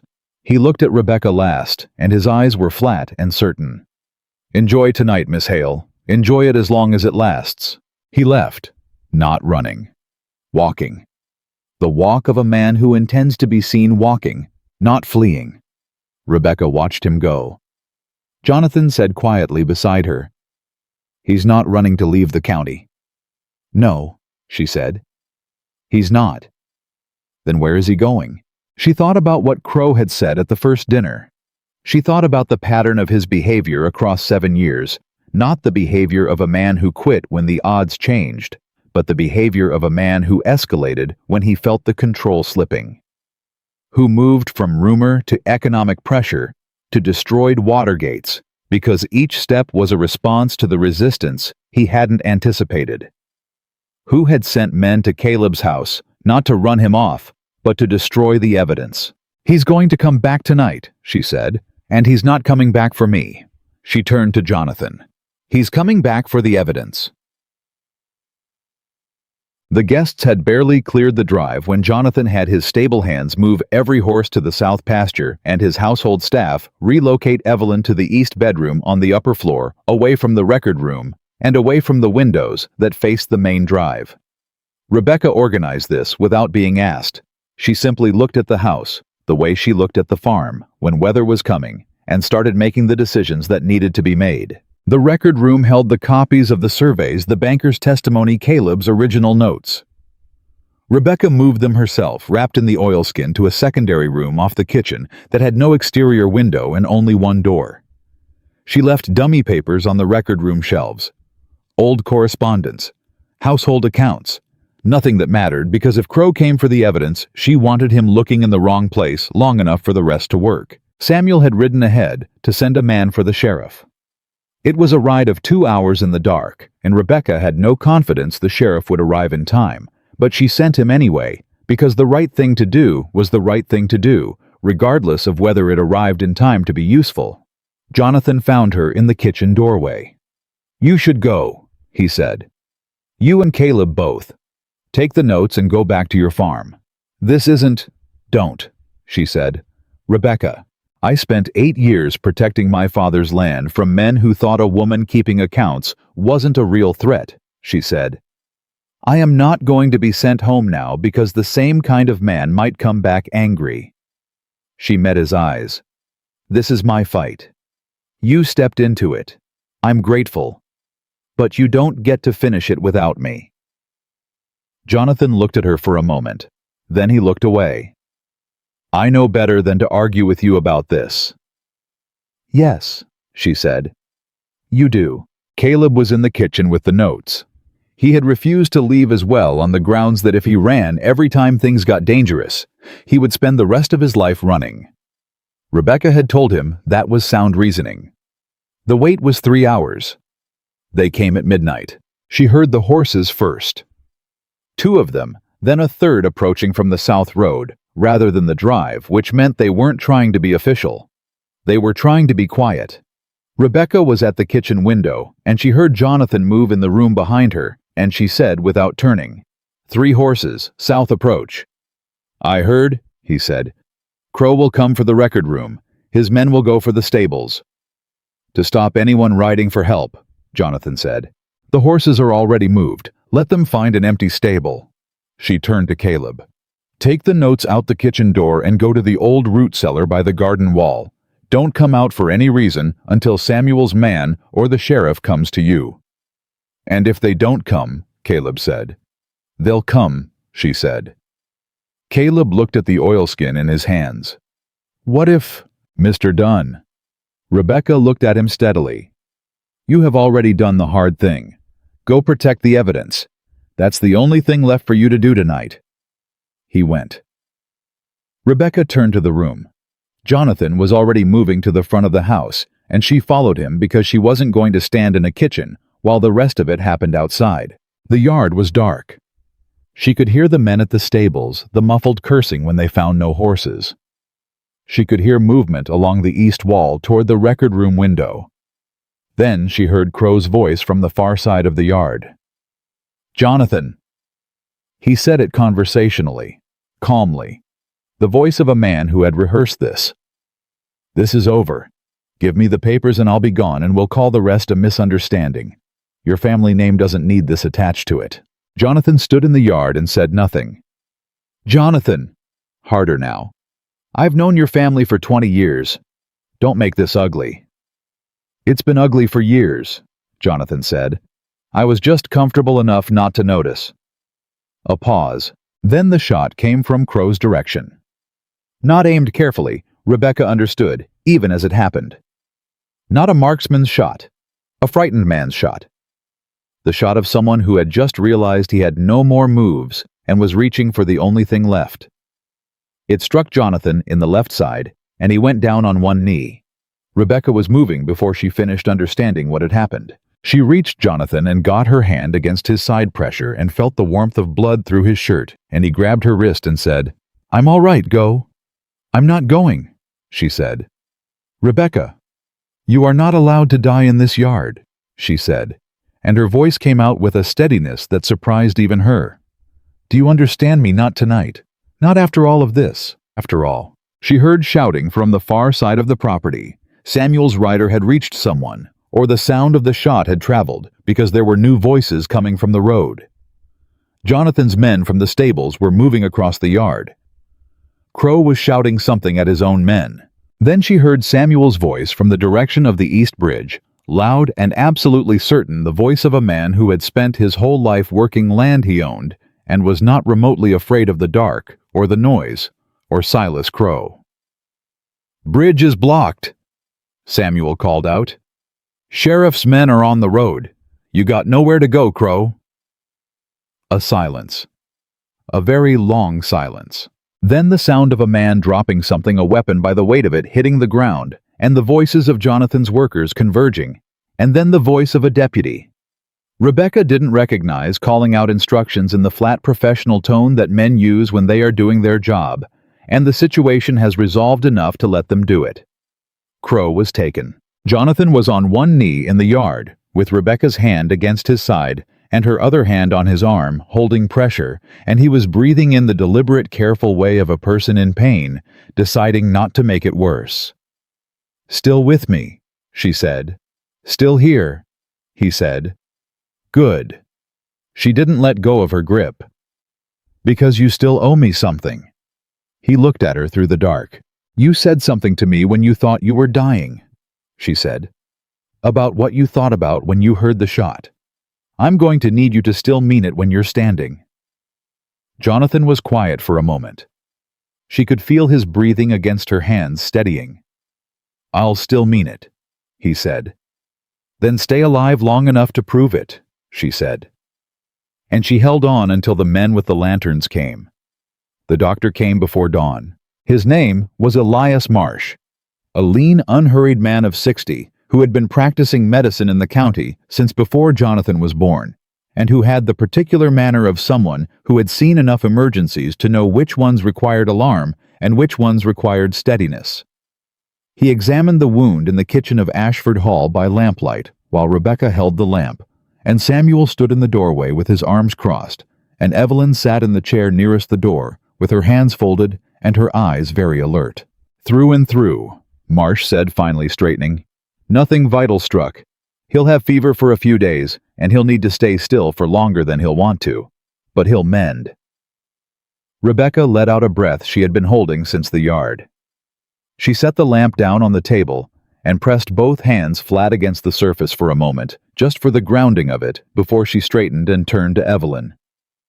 "He's going to be all right." Evelyn nodded once. Her expression didn't change dramatically, but something in her posture released a tension Rebecca hadn't noticed until it was gone, like a rope going slack. "I knew," she said. "I kept telling myself I knew." "You weren't wrong," Rebecca said. She went back into Jonathan.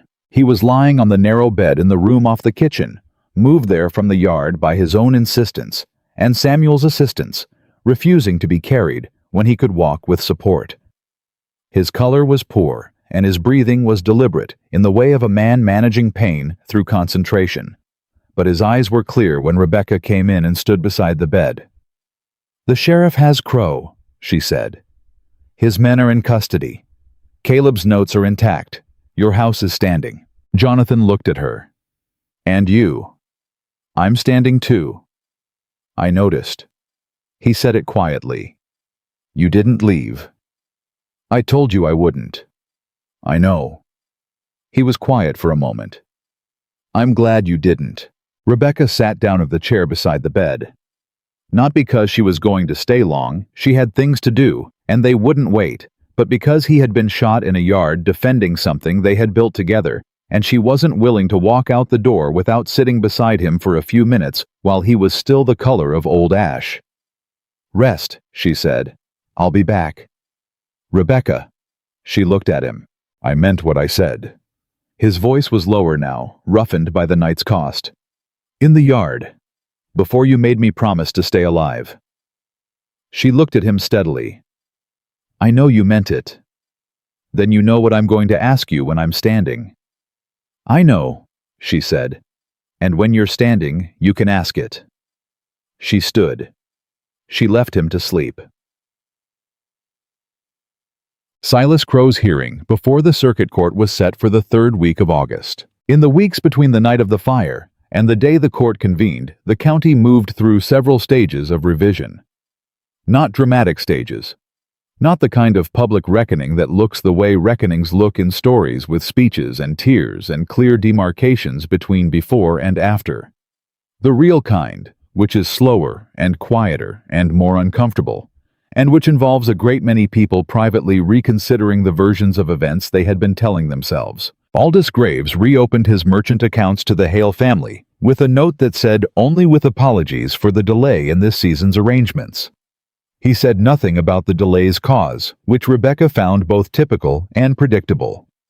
She accepted the account without comment, and without the apology she was owed because she was a practical woman and a reopened account was more useful than a formal acknowledgement. The blacksmith sent his apprentice to repair the mill gate without being asked and without sending an invoice.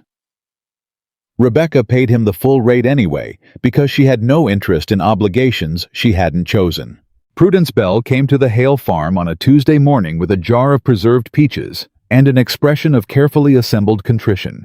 She sat at the kitchen table and told Rebecca that she had not understood what she was participating in when she arranged the first dinner invitation, that she had believed she was doing a social kindness that she had not imagined, Mrs. Bell.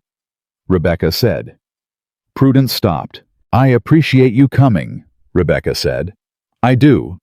But I want to say something to you plainly because I think plain is kinder than polite in this instance." She kept her voice even. "You didn't know the full extent of what Crow intended. I believe that. But you knew enough to feel uncomfortable, and you arranged the invitation anyway because being associated with Silas Crow's social circle was useful to you." She let that sit for a moment. "Regret is a feeling, Mrs. Bell. Repair is work. I'd be grateful to know which one you came to offer." Prudence's prepared expression faltered.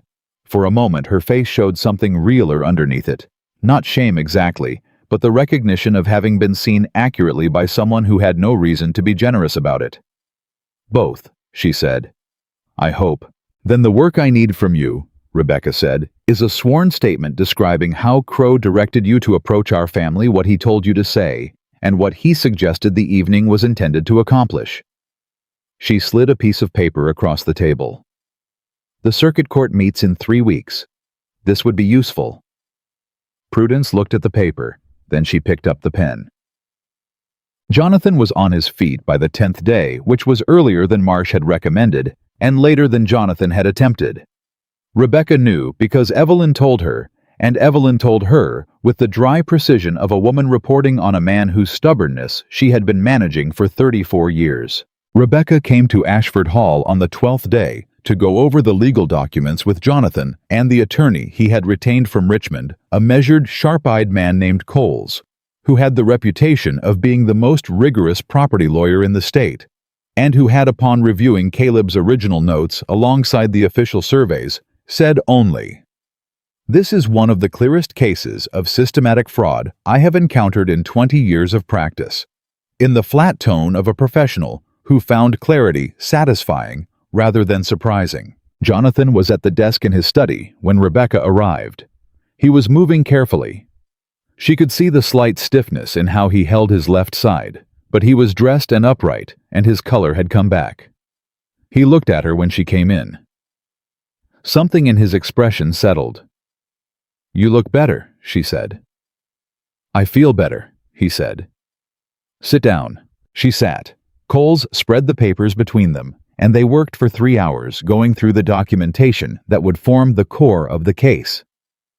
Caleb's original notes, the official surveys, the banker Whitmore's signed account of the coerced loan transfers, Prudence Bell's statement about the first dinner, the testimony of 3 downstream farmers who had recorded unexplained water restrictions over the previous 2 summers, and the pine board Rebecca had pulled from the channel post and carried to the barn the night all of this began. The pine board, with 3 burned words that Crow had put in writing because frightened powerful men always made the mistake of believing the threat itself was a form of control. Coles looked at it when Rebecca placed it on the desk. "Physical evidence of explicit intimidation," he said. "Do you know who nailed this to the post?" "No," Rebecca said. "But I know who sent them." "That's sufficient," Coles said. "Combined with the threat he made at the first dinner, which I understand was witnessed by 14 people, this demonstrates a consistent pattern of extortion that substantially strengthens the fraud charges." Jonathan was watching Rebecca across the desk. "You carried that board in from the channel that first night," he said. "I told you I'd learn from my mistake," she said. "I almost went to the courthouse the next morning with nothing but righteous certainty. That board reminded me to bring more than that." The hearing was on a Wednesday in the 3rd week of August, and it was not a quiet one. Coles presented the case with the methodical confidence of a man who had prepared well and knew it. He laid the documentation before the circuit judge, a man named Allerton, who had ridden up from Richmond specifically because Judge Harlan had voluntarily recused himself from the proceedings 2 days earlier, citing a conflict of interest that he described in his written recusal as associations that have compromised my ability to adjudicate impartially, which was the legal language, for I knew more than I should have and did less than I ought. Harlan's recusal had arrived at Coles's office as a surprise. When Rebecca read it, she understood it as the choice of a man who had sat at that second dinner and watched Crow try to blackmail him publicly and had decided in the aftermath that the cost of continued association had become too high.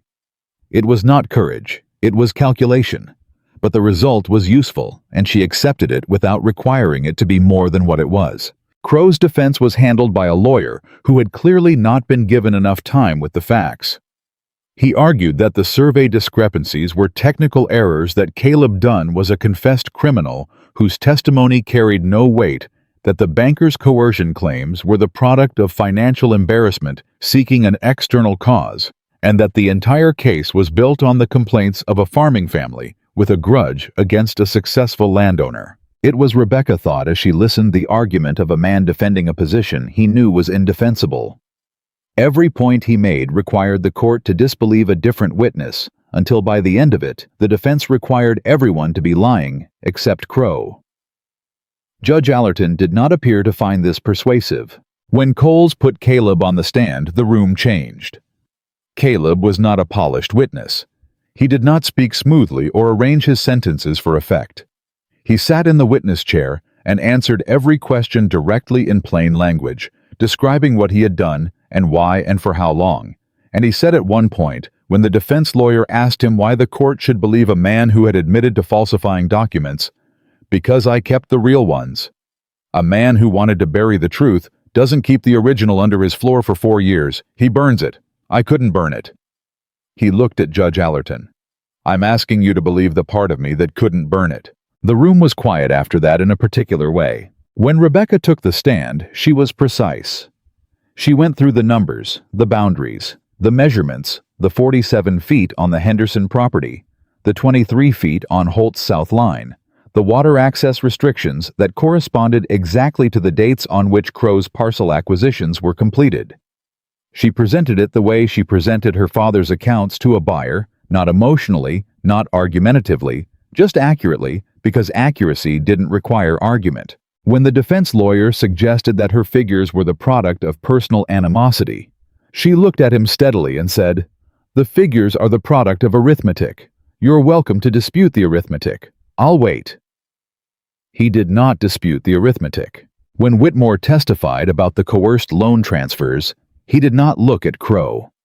He looked at the judge and spoke in a flat, factual voice about 3 specific transactions on 3 specific dates, and he produced his own ledger pages, and the precision of a banker accounting for his own wrongdoing had a weight to it that opinion and accusation couldn't match. Crow's lawyer attempted a final maneuver introducing character testimony from 2 men willing to speak to Crow's standing in the community and his contributions to county infrastructure. Judge Allerton allowed the testimony and then set it aside with the brevity of a man who understood that character testimony was not a rebuttal to documented evidence.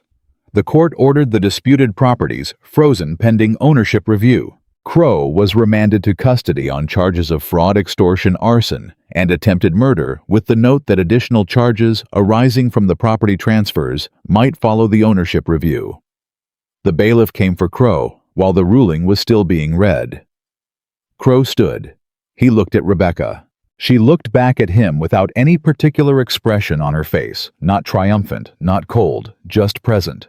The look of a woman who had done accurate work and was watching it yield accurate results. He was taken out. The room exhaled. Thomas Holt reached across the bench and gripped Samuel Hale's hand without speaking. Samuel nodded once, the nod of a man who has been waiting a long time to put something down, and has finally been permitted to set it on the ground. Rebecca was at the courthouse steps when Prudence Bell found her. Prudence had attended the hearing and sat near the back and had not spoken to Rebecca before or during it. She came down the steps now with her hands clasped and her face carrying the specific expression of a woman who had something to say and hadn't decided how much of it to lead with. "Miss Hale," she said, "Mrs. Bell, I want you to know that I am aware that my testimony was not—" She stopped, tried again. "What I did at that first dinner was not what I would have done if I had understood. Mrs. Bell," Rebecca kept her voice kind, not warm exactly, but kind. "You gave a sworn statement that helped establish Crow's pattern of behavior. That statement mattered. I'm grateful for it." She paused. "What you do next is your own business. But if you want my opinion, and I understand you may not, I'd suggest that the people in this county who stayed silent while Crow operated are going to spend the next several years deciding whether their silence was a mistake or a preference. What they decide will show up in how they treat the families who lost land." She looked at Prudence directly. "Regret that doesn't change behavior is just discomfort with a better name." Prudence was quiet. Then she said, "You're a very uncomfortable woman to be around, Miss Hale." "I've been told," Rebecca said. "I've found it's mostly said by people who are uncomfortable with honesty." Prudence looked at her for a moment. Then unexpectedly, she almost smiled. Not the cultivated social smile Rebecca had seen at both dinners, but something realer and somewhat rueful. "The Henderson widow," she said. "She's living in a rented room in town. She has been since she lost the farm." Rebecca looked at her. "I thought you should know," Prudence said, and she went down the steps.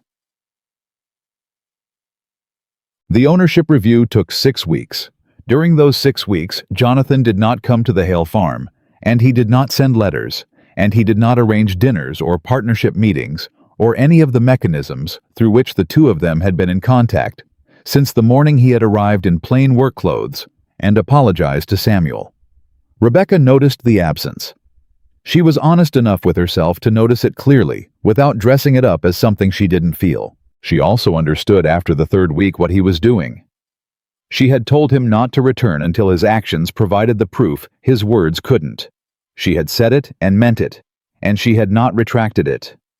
And Jonathan Ashford, who had spent 7 years being a man who didn't do difficult things until someone else forced the moment, was apparently in the process of doing every difficult thing he could find without anyone watching him do them. She heard about it the way you hear about things in a county where everyone knows everyone's business, and the information travels without any particular intention. She heard that Jonathan had put 2 men permanently on Caleb Dunn's property, not temporarily as promised, but on a standing arrangement that Caleb had initially refused, and Jonathan had quietly continued anyway, paying the men himself. She heard that Jonathan had released 4 tenant families from lease arrangements that had locked them into below-market rental rates on Ashford land arrangements that had been in place for years and that benefited Jonathan considerably. She heard that he had ridden personally to the counties north and east to locate the families displaced by Crow's property fraud, and that he had taken Coles with him, and that they had spent 2 weeks finding people who had stopped believing that anyone was going to come looking for them. She heard about the Henderson widow from Prudence Bell's information, and she waited to see what Jonathan would do about it. What he did was locate the title to the Henderson property in Crow's seized estate, purchase it through the court's disposition process, and ride to the rooming house in town where Ellen Henderson had been living for 3 years in a single room with her 2 grown daughters. Thomas Holt told Samuel about it at the feed store because Holt had happened to be there when it occurred and had watched the whole thing from the street. Jonathan had knocked. Ellen Henderson had opened the door with the expression of a woman who has learned to expect bad news from unexpected visitors. Jonathan had introduced himself and told her that he was holding the deed to her property and that she owed him nothing for it, and that whenever she was ready to return, the house was hers. Ellen Henderson had looked at the deed for a long moment. Then she had said, "Why?" And Jonathan had said, "Because my silence helped this happen, and I have no way to undo 7 years of silence. But I can give you back what 7 years took." She had cried. He had waited. Then she had taken the deed. Samuel told Rebecca this over supper and watched his daughter's face while he told it. Rebecca listened without changing expression, nodding in the places where the story required acknowledgement. When Samuel finished, he looked at her. "He didn't send word to you about any of it." "No," she said. "He's not doing it to impress you." "No," she said again. "He isn't." Samuel looked at his plate. "That's the answer, isn't it, to the question you asked him?" Rebecca was quiet for a moment. "It's a good part of it." Samuel picked up his fork. "He's a better man than I thought he was going to be." "He's becoming one," Rebecca said. "Which is different and harder and worth more." Monsieur. Jonathan came back on a Thursday morning in late September. He came the same way he had come the first time alone, plain horse, no coat, despite the autumn chill hat in hand when he reached the gate. Rebecca was in the yard when he arrived, which was not an accident. She had heard his horse on the lane, and she had stayed where she was, rather than going inside because she was done with the performance of pretending she hadn't been waiting. He dismounted at the gate and walked toward her. She looked at him. He looked at her. The morning was cool and clear, and the light was the particular gold of late Virginia September, and neither of them said anything for a moment, because some things require space before they require words. "I have something to show you," he said. He reached into his coat and produced a document, several pages folded together with Coles's firm name at the top and a county seal on the last page. Rebecca took it and unfolded it and read it standing in the yard. It was a legal covenant, a permanent restriction on the river parcels that Crow had accumulated and that had been seized by the court, including the land that abutted the Hale property on the north bank. The covenant prevented any single owner from controlling water access across more than a single property. It established a trustee structure requiring annual accounting. It named 2 trustees by appointment rather than by wealth or political standing. Samuel Hale. Caleb Dunn. Rebecca looked up from the paper. I don't control the water, Jonathan said. I transferred the parcel management to the trust. I retained nominal ownership for legal continuity, but I hold no trustee authority, and I cannot override the covenant without both trustees' agreement and a county court review. He held her gaze. I did it before I came here. The ink is dry. It doesn't change if you send me home. Rebecca looked at the document in her hands. She looked at the seals. She looked at her father's name. She folded it carefully and held it. How much did this cost you? She said. Enough, he said. Jonathan. Financially? A considerable amount. My manager thinks I've lost my judgment. He paused. In terms of what it cost me to do it without knowing whether you'd have me, that was harder than the money. Rebecca looked at him. Why? Because I needed to know that I'd do it either way, he said. I needed to know I wasn't restoring those farms as a performance for you. That I'd do it if you sent me away, if you married someone else, if you decided I was too late and too slow and too much a man who came to his conscience only when it finally hurt enough. He met her eyes steadily. I have done a great many things in the last 6 weeks that no one was watching me do. I did them because Anne spent 7 years trying to tell me that character isn't what you do when someone's looking. I finally understood her. Rebecca was quiet. The morning held them both, and the horses and the yard, with its cracked wagon and its repaired gate, and its tobacco field going golden in the September light. I have conditions, she said. Something in Jonathan's face moved. Not surprise. Something closer to relief. I know. I continue managing my father's accounts. This farm stays my father's until he chooses otherwise. Yes. I hold legal authority in the water trust. Not advisory. Actual authority. I had coals added this morning before I rode here, Jonathan said. 3rd page. Your name. She turned to the 3rd page. Her name was there. And Anne, she said. He was still. Her memory is honored, Rebecca said. Her chair is not a shrine, and her name is not a silence. She is the woman who finally got through to you, and I have no interest in pretending she wasn't. I'm not competing with a ghost Jonathan. I'm saying that a woman who spent her life trying to make you better deserves to be spoken of with gratitude. Jonathan looked at her for a moment. His jaw worked slightly.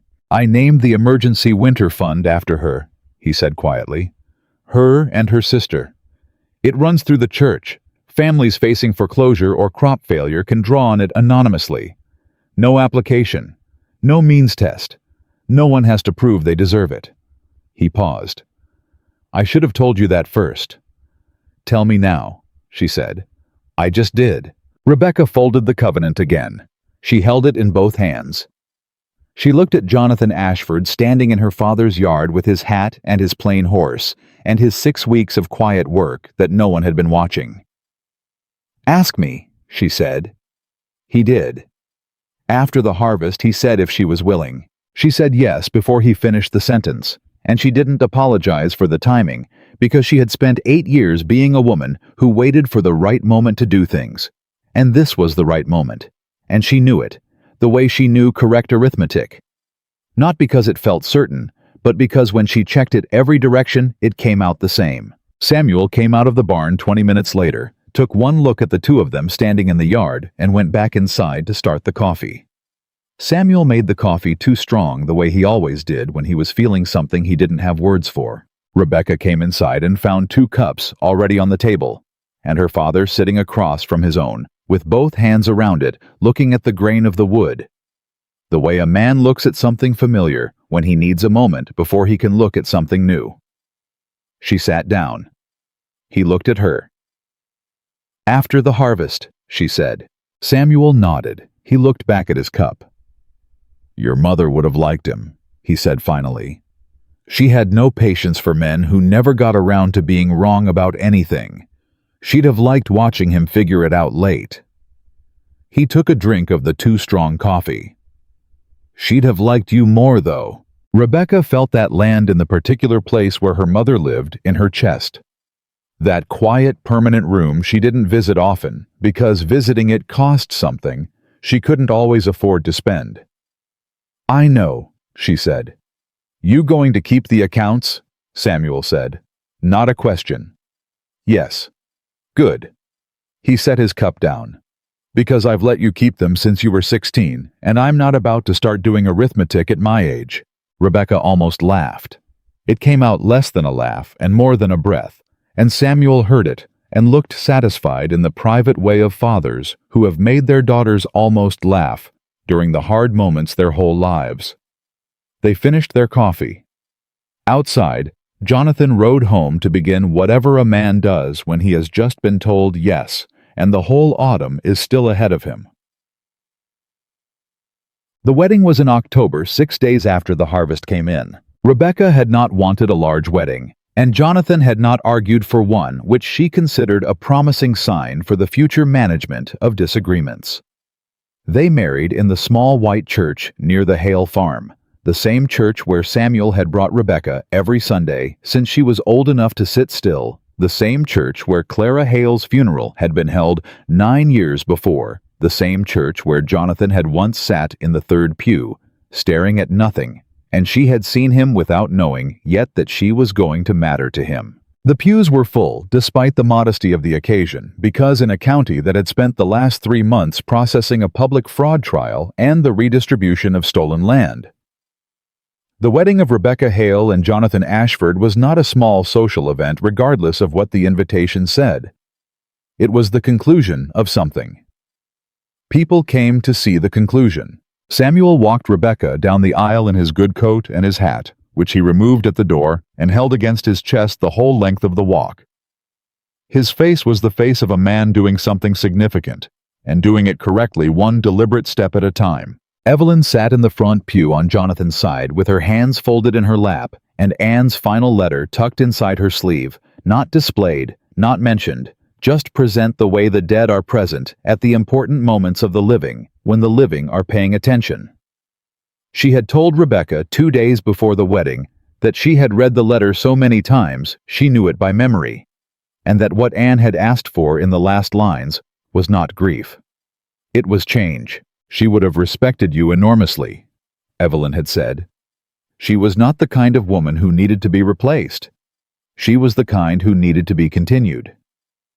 Rebecca had thought about that for 2 days and decided it was the most accurate and generous thing anyone had said to her in a very long time.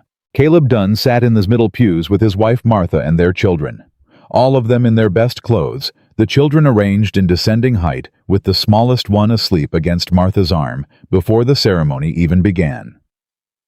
Caleb had lost weight in the months since the trial, not in the gaunt way of a man diminished, but in the particular way of a man who has put down a very heavy thing and whose body is still adjusting to the lightness. He looked, Rebecca thought, like someone who had started sleeping again. Thomas Holt was there. The banker Whitmore was there, sitting considerably farther back than his county standing would normally have placed him, which Rebecca took as evidence of a man recalibrating his sense of where he belonged. Prudence Bell was there in a blue dress and a quiet expression, and she did not approach Rebecca before the ceremony or during it, which was exactly right. Ellen Henderson was there. Rebecca had not expected that. She saw Ellen when she came down the aisle, a woman of perhaps 55 with strong hands and the careful posture of someone who had learned to take up less space than she was owed, and was only now beginning to unlearn it. Ellen caught Rebecca's eye for a moment and gave her a single nod, small and precise. The nod of one woman acknowledging another across the distance of everything that had happened between them, without either of them being in the same room when it did. Rebecca nodded back. Jonathan was waiting at the front. He was wearing his good coat, not the plain working coat, the one that fit him, the way good clothes fit a man who doesn't wear them often enough to take them for granted. He was standing straight with his hands at his sides, and he was looking at Rebecca, the way she had learned to read him, looking at things directly, completely, without the social deflection that most men used when they didn't want to be seen seeing something. She walked toward him. The Reverend said the words that reverends say. Jonathan's voice was steady when he said his vows, which did not surprise her. Rebecca's voice was also steady, which she suspected surprised some of the people who had expected her to cry. She did not cry. She had cried for her mother, and she had cried for her father's gate in the dark, and she had used up a certain quantity of tears on things that had required them. This was not a moment for tears. This was a moment for the words and for meaning them, and she meant every syllable of both. When it was done, Jonathan held her hand on the walk back down the aisle, and Rebecca led him, and Samuel fell into step behind them, and Evelyn behind Samuel. And the whole small church exhaled at once, in the way that rooms exhale when something that was supposed to happen has finally happened. The wedding supper was at the Hale farm, not Ashford Hall. This had been Rebecca's decision, and Jonathan had understood it immediately. The Hale farm was where this had started, where the gate had been smashed, where the account ledgers had been spread on the kitchen table at dawn, where Samuel had put his hand over Rebecca's and then stood up to do the morning work because the fields didn't wait. It was right to finish here. Tables had been set up in the yard, borrowed from the church, carried over by Holt and two of his sons. And the food was the kind of food that comes from a county full of people who want to contribute something and express something and don't have any other language for it besides covered dishes and pies. There was enough food for 3 times the people present, which meant no one went home the same way they arrived. Jonathan sat beside Rebecca and ate from the same plate, because there weren't quite enough plates and neither of them mentioned it. Samuel made a toast that was 4 sentences long and contained no sentiment that he hadn't meant with his whole body. And when he sat down, Evelyn reached across the table and patted his hand once, which Samuel accepted with the dignified surprise of a man who has been unexpectedly treated with gentleness. Caleb's youngest child fell asleep under the table before the sun went down. Martha Dunn watched this happen, looked at Rebecca and said, "She does this everywhere. I've stopped being embarrassed." "Don't be," Rebecca said. "That's the best thing that's happened at this table all evening." Martha laughed a real laugh, the kind that comes when a person has been tense for a very long time, and something has finally unlocked. Caleb looked at his wife laughing, and something in his face went soft in a way that had nothing to do with anything Rebecca had done, and everything to do with the fact that some damage repairs itself slowly in private, in the moments when wives laugh and children sleep under tables, and the worst is genuinely over. Thomas Holt stood up near the end of the evening and said without any particular preamble, "I've been farming the South Field for 11 years believing my boundary line was where the survey said it was." He looked at the table. "It wasn't. I lost 23 feet I didn't know I was losing." He paused. "I'm saying this out loud because I think there are people at this table who lost more than 23 feet and never had anyone say out loud that they were owed something." He raised his cup. "To the people who said it." He sat down. Nobody spoke for a moment. Then Samuel said, "I'll drink to that," and did, and everyone else did too. And that was the end of the formal portion of the evening. The ownership review had concluded 3 weeks before the wedding, and its conclusions had required a kind of action that Jonathan had begun before the ink was dry on the court's order. Finding the displaced families was the work that had occupied most of September.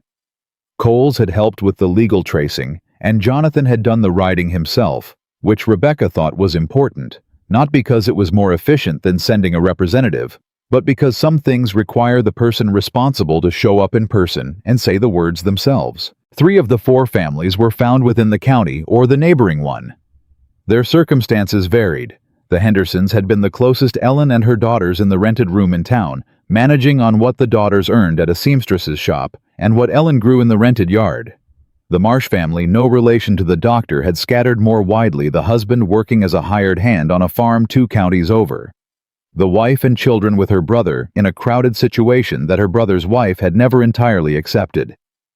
The Calloway brothers, who had jointly owned a river parcel, had stayed in the county working other men's land, and had never stopped being angry about it, which Jonathan said when he came back from finding them, was the most understandable thing he'd encountered in months. The 4th family, the Praters, were not found. Coles traced them as far as the Tennessee border, and then the trail went cold, in the way trails go cold when a family has been moving fast and doesn't want to be found. Jonathan rode as far as the first reliable report would take him, and then came back without them, and the gap sat in the middle of the restoration like an incomplete sentence. Rebecca was at Ashford Hall when he returned from the last search. She had been working in the record room, Her record room now, in the sense that she had reorganized it and could find anything in it in under 3 minutes, which Evelyn had mentioned to Jonathan, with the expression of someone reporting a significant domestic improvement. Jonathan came in and sat down across from her and told her they were gone. She set down her pen. "Then we hold it." He looked at her. "The Prater land," she said. "We don't absorb it. We don't sell it. We hold it in the trust under their name until they're found, or until someone who carries their name comes looking." She met his eyes. "If they never come, then a landless family gets it with the Prater name recorded as the original owners. The record says what it says. We can't repair every loss perfectly, but we don't get to pretend the loss didn't happen just because we can't find who to return it to." Jonathan looked at her for a long moment. "I was going to propose the same thing." "I know," she said. "I wanted to say it first." He almost smiled. "You usually do." "Get used to it," she said, and picked up her pen. Rebecca's role in this river covenant became clear to the county gradually, and then, all at once, in the way that things become clear when the people who doubted them run out of alternative explanations. She began receiving visitors that autumn, not social callers, not people delivering food or congratulations, but farmers with documents. A man from the south end of the county who had signed a water access agreement 3 years ago, and could not now determine whether the terms he'd agreed to were the terms in the document he'd been given. A widow with a boundary dispute that her deceased husband had left unresolved because he hadn't trusted the county office. 2 brothers whose father's land had been divided by a will that nobody could now locate. Rebecca reviewed them all. She sat at the kitchen table of Ashford Hall in the mornings. The same kitchen table, different kitchen. And she went through documents the way she had always gone through documents, which was to say, carefully and completely, and without any patience for imprecision. She was not given this authority because she had married Jonathan. She had married Jonathan, and she had this authority, and those were 2 separate facts that happened to be true simultaneously about the same woman, and anyone who wanted to argue about the order of causation was welcome to bring her an inaccurate survey and watch her dismantle it. The county learned by the end of that first winter that Rebecca Ashford, now though she signed the trust documents as Rebecca Hale.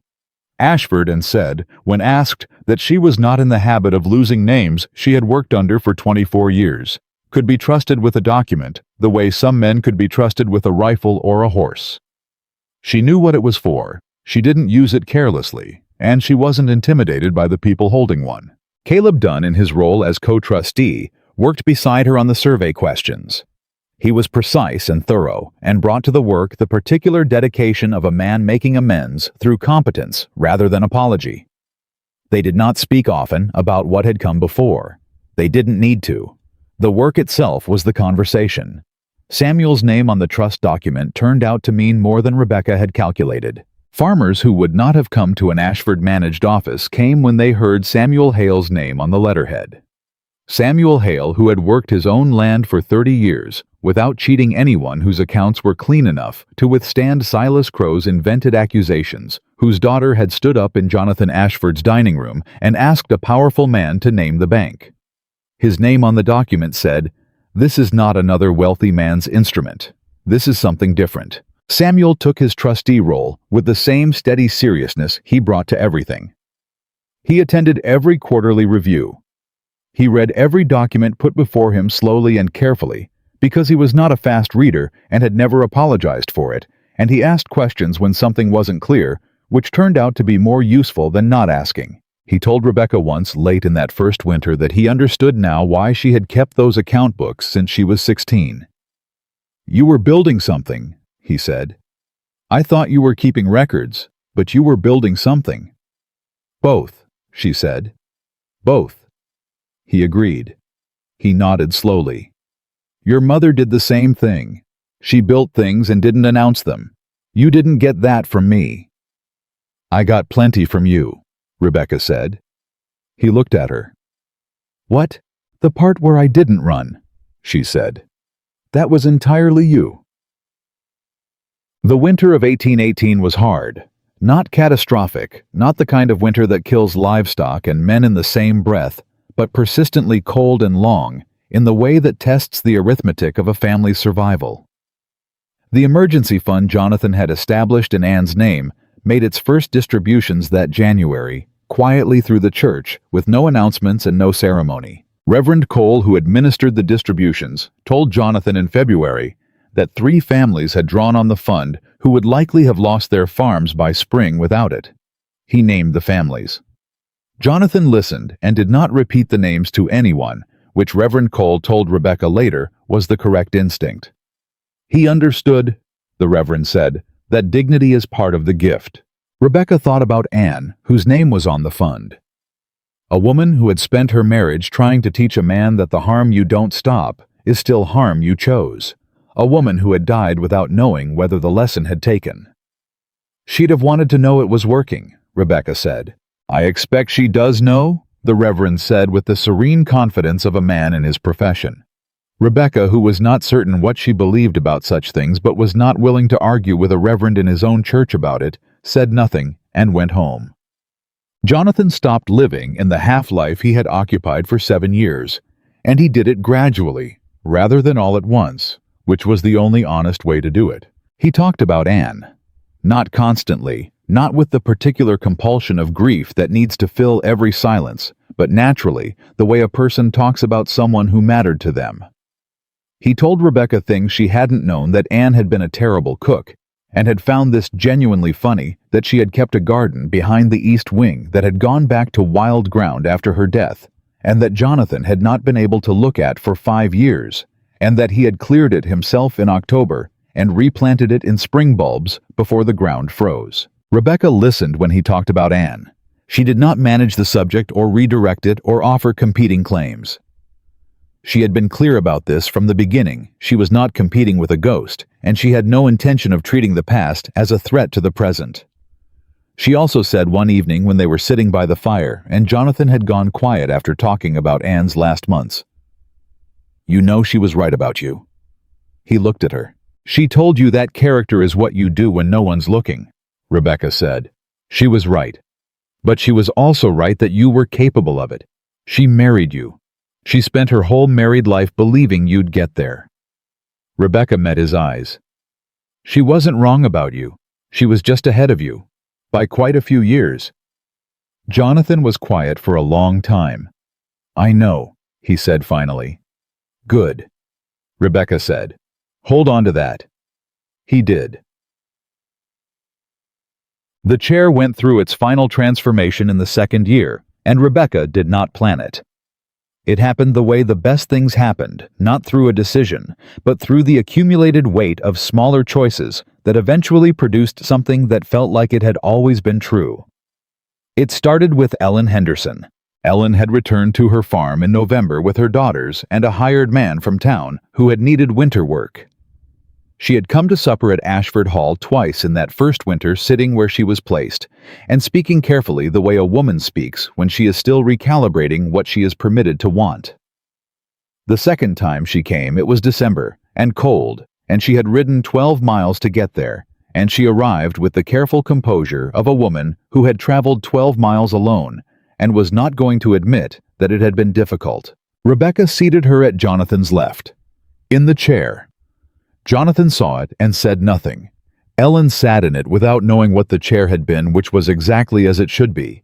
She ate supper and talked about her daughters and her plans for the spring planting and the condition of the north fencing, and she laughed twice, and both times the laugh surprised her the way laughter surprises people who haven't done it in a while. When she left, Jonathan sat for a moment looking at the chair. Rebecca waited. "That was right," he said. "I thought so," she said. After that, the chair belonged to whoever needed it. Rebecca didn't announce this. She didn't make a rule of it. She simply seated people there as the occasions arose, a frightened witness waiting to give testimony at a county proceeding. A family newly returned to their restored land and still uncertain of their welcome. A young woman from the South County who had come to the trust office with a contract she couldn't read, and who had sat in the kitchen afterward, shaking from the relief of having had someone read it to her and explain what was wrong with it. Whoever needed a place. That was the rule. Or rather, it was not a rule. It was just what the chair was for now. The spring of 1819 brought what the summer of 1817 had threatened. A drought came in May and stayed through July, the kind that turned creek beds to mud and field grass to straw, and made men stand at the edges of their property staring at the sky with the particular helplessness of people whose entire livelihood requires something they cannot produce. The River Covenant held. This was the test Rebecca had been preparing for since the night she first understood what Crow had been building. The structure of control he had almost completed before her father's gate gave her the first piece of evidence. Without the covenant, a single owner controlling both banks could have charged for water access, could have determined essentially which farms survived and which ones sold, could have remade the entire downstream community in his own image of debt and dependency. The covenant meant the water moved as it always had according to the land and the weather, and not according to one man's calculations about how much desperation was worth per acre. The trust administered 3 emergency disputes that summer, neighbors arguing about channels, about secondary access, about who had drawn how much on what date. Rebecca heard all 3. She ruled on all 3. She ruled on 2 of them in ways that Jonathan said he would have ruled differently, and in both cases, she showed him the measurements and the historical records and the precedent from adjacent properties, and in both cases he said, after reviewing the evidence, that she was correct. "You're not going to tell me I was wrong," he said once after the second one. "You can do the arithmetic yourself," she said. He did. "I was wrong." "I know," she said. "You're getting faster at getting there." He looked at her sideways. "Is that a compliment?" "It's an observation," she said. "Make of it what you will." The downstream farms survived the drought. Not easily. Not without hardship. But they survived it as a community rather than as isolated families picked off one by an economics that one man controlled. Thomas Holt told Samuel at the late summer meeting that if they'd had one owner holding both banks during this drought, half the South County operations would have been forced to sell by August. Instead, Holt said, "We're all broke together, which is a considerably better situation." Samuel told Rebecca this, and she said that Thomas Holt had always been more perceptive than he appeared, which she meant as a genuine compliment. The years moved the way years move when life is being built rather than survived. Caleb Dunn's brother Thomas, whose past had been Crow's leverage for 4 years, was never charged with anything. The incident Crow had held over him was reviewed by the circuit court as part of the broader investigation into Crow's methods of coercion, and determined to have been a death resulting from mutual combat rather than murder, and the record was amended accordingly. Caleb received the news from Coles in a letter and sat at his kitchen table for a full hour without moving, which Martha told Rebecca about later. "I didn't know what to do with him," Martha said. "He just sat there." "What did you do?" Rebecca asked. "I sat with him," Martha said simply. Rebecca thought that was exactly right. Crow's trial concluded in the following year. He was convicted on all principal charges. His remaining properties were liquidated in the court's process. He served his sentence in the Richmond Penitentiary, and Rebecca neither followed the news about him closely nor ignored it because she had decided that giving Silas Crow either too much attention or deliberate inattention were both forms of letting him occupy space he wasn't entitled to. She simply lived and let the courts handle what courts were for. Prudence Bell became, over the course of 2 years, the most reliable source of information about which county families might need assistance before they knew how to ask for it. She had the social connections and the particular skill of a woman who had spent 20 years managing other people's reputations. She redirected those skills without ceremony or formal arrangement toward identifying the quiet distress that families in difficulty tried to hide from their neighbors. She brought 3 families to Rebecca's attention who eventually drew on the emergency fund before they lost anything. She never asked for acknowledgement, and Rebecca never made a performance of giving it, but once in passing she told Prudence that the work she was doing was real and that it mattered. Prudence had looked at her with the expression of a woman who hadn't expected to be told that and hadn't realized until that moment how much she'd needed to hear it. "Thank you," she said. Just that. "Thank you," Rebecca said back. In the autumn of their third year of marriage, Jonathan found the letter. He had been going through the last of the boxes from Anne's writing desk boxes he had sealed after her death and carried from room to room without opening for 7 years, and then moved once more when he and Rebecca organized the study at the end of their first year together. He had not been avoiding them. Or rather, he had been avoiding them, but not in the tortured way of someone afraid of what was inside. More in the way of a man who had carried something for so long that putting it down required finding the right moment rather than simply deciding. He found the letter in the bottom of the second box. It was addressed to him in Anne's handwriting dated 3 months before she died. He had not known it existed. It had never been sent. She had written it and folded it and kept it and not sent it. And he had found it 7 years later in the bottom of a box on a clear October afternoon in the study he now shared with his wife. He sat with it for a long time before he read it. When he read it, Anne said 3 things. She said she was not angry with him for what he had failed to do for her sister. She had been angry, and then she had not been, and she wanted him to know that. She said that the grief he would carry after she was gone was real, and he should not be ashamed of it, but that grief was not meant to be a home, and he should not build a life inside it. And she said, "When you are ready to be the man I always believed you were capable of becoming, I hope you have someone beside you who can see clearly, not someone who will do the seeing for you. Someone who will trust you to do it yourself and wait for you when it takes longer than either of you expects." He sat with this for a long time. Then he went to find Rebecca. She was in the kitchen, which was where she usually was at that hour, working with the logical efficiency of a woman who had too many things to accomplish to waste a minute of afternoon light. She looked up when he came in. She read his face the way she read a document, not rushing the first pass, not skipping ahead. "You found something," she said. "A letter," he said. "From Anne." He set it on the table. "I don't know if you want to read it. You don't have to. But I think—" He stopped. "I think she would have wanted you to." Rebecca looked at the letter on the table. She looked at Jonathan. She picked it up and read it once all the way through.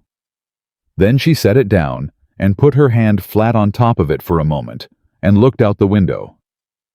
"She knew you well," she said finally. "Better than I knew myself," he said.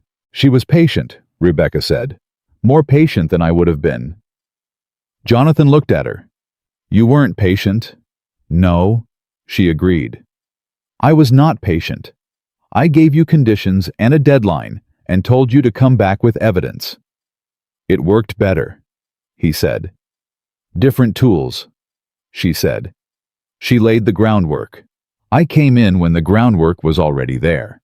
She looked at him. "Don't discount what she did. It's why you were worth the effort." Jonathan took the letter back and held it. "I'm going to put it with her garden records," he said. "In the box by the window, where I can find it." "Good," Rebecca said. She turned back to her work. "Now sit down and help me with this calculation. The Southwest Parcel Survey has a number that doesn't balance, and I've been at it for an hour." Jonathan sat down. He looked at the numbers she pushed toward him. He found the error in 4 minutes, which Rebecca noted without excessive praise, because excessive praise for arithmetic accuracy was not something Jonathan Ashford needed from her, and they both knew it. "There," he said. "I see it," she said. She corrected the figure. "Thank you."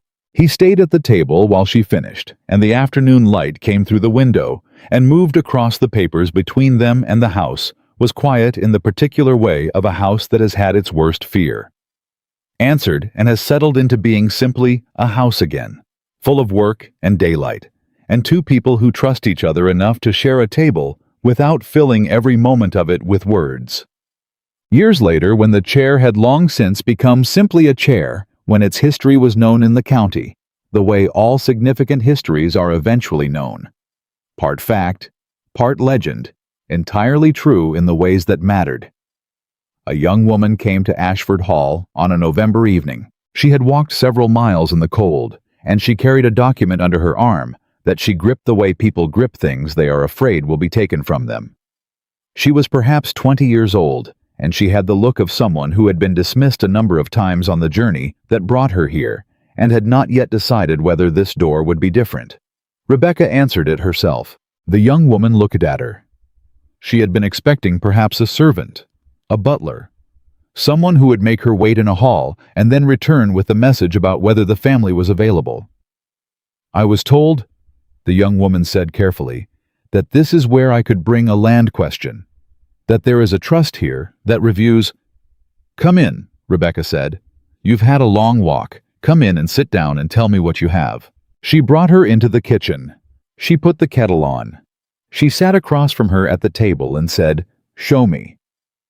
The young woman set the document on the table between them. Her hands were cold and slightly shaking from the walk and the cold, and Rebecca suspected from the accumulated weight of however many doors had not opened before this one. Rebecca looked at the document. She looked at the young woman. "What's your name?" she said. "Lucy Marsh," the young woman said.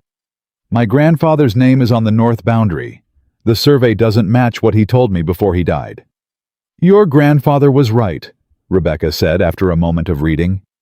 "This line was moved. I can show you where." She pulled a clean piece of paper toward her.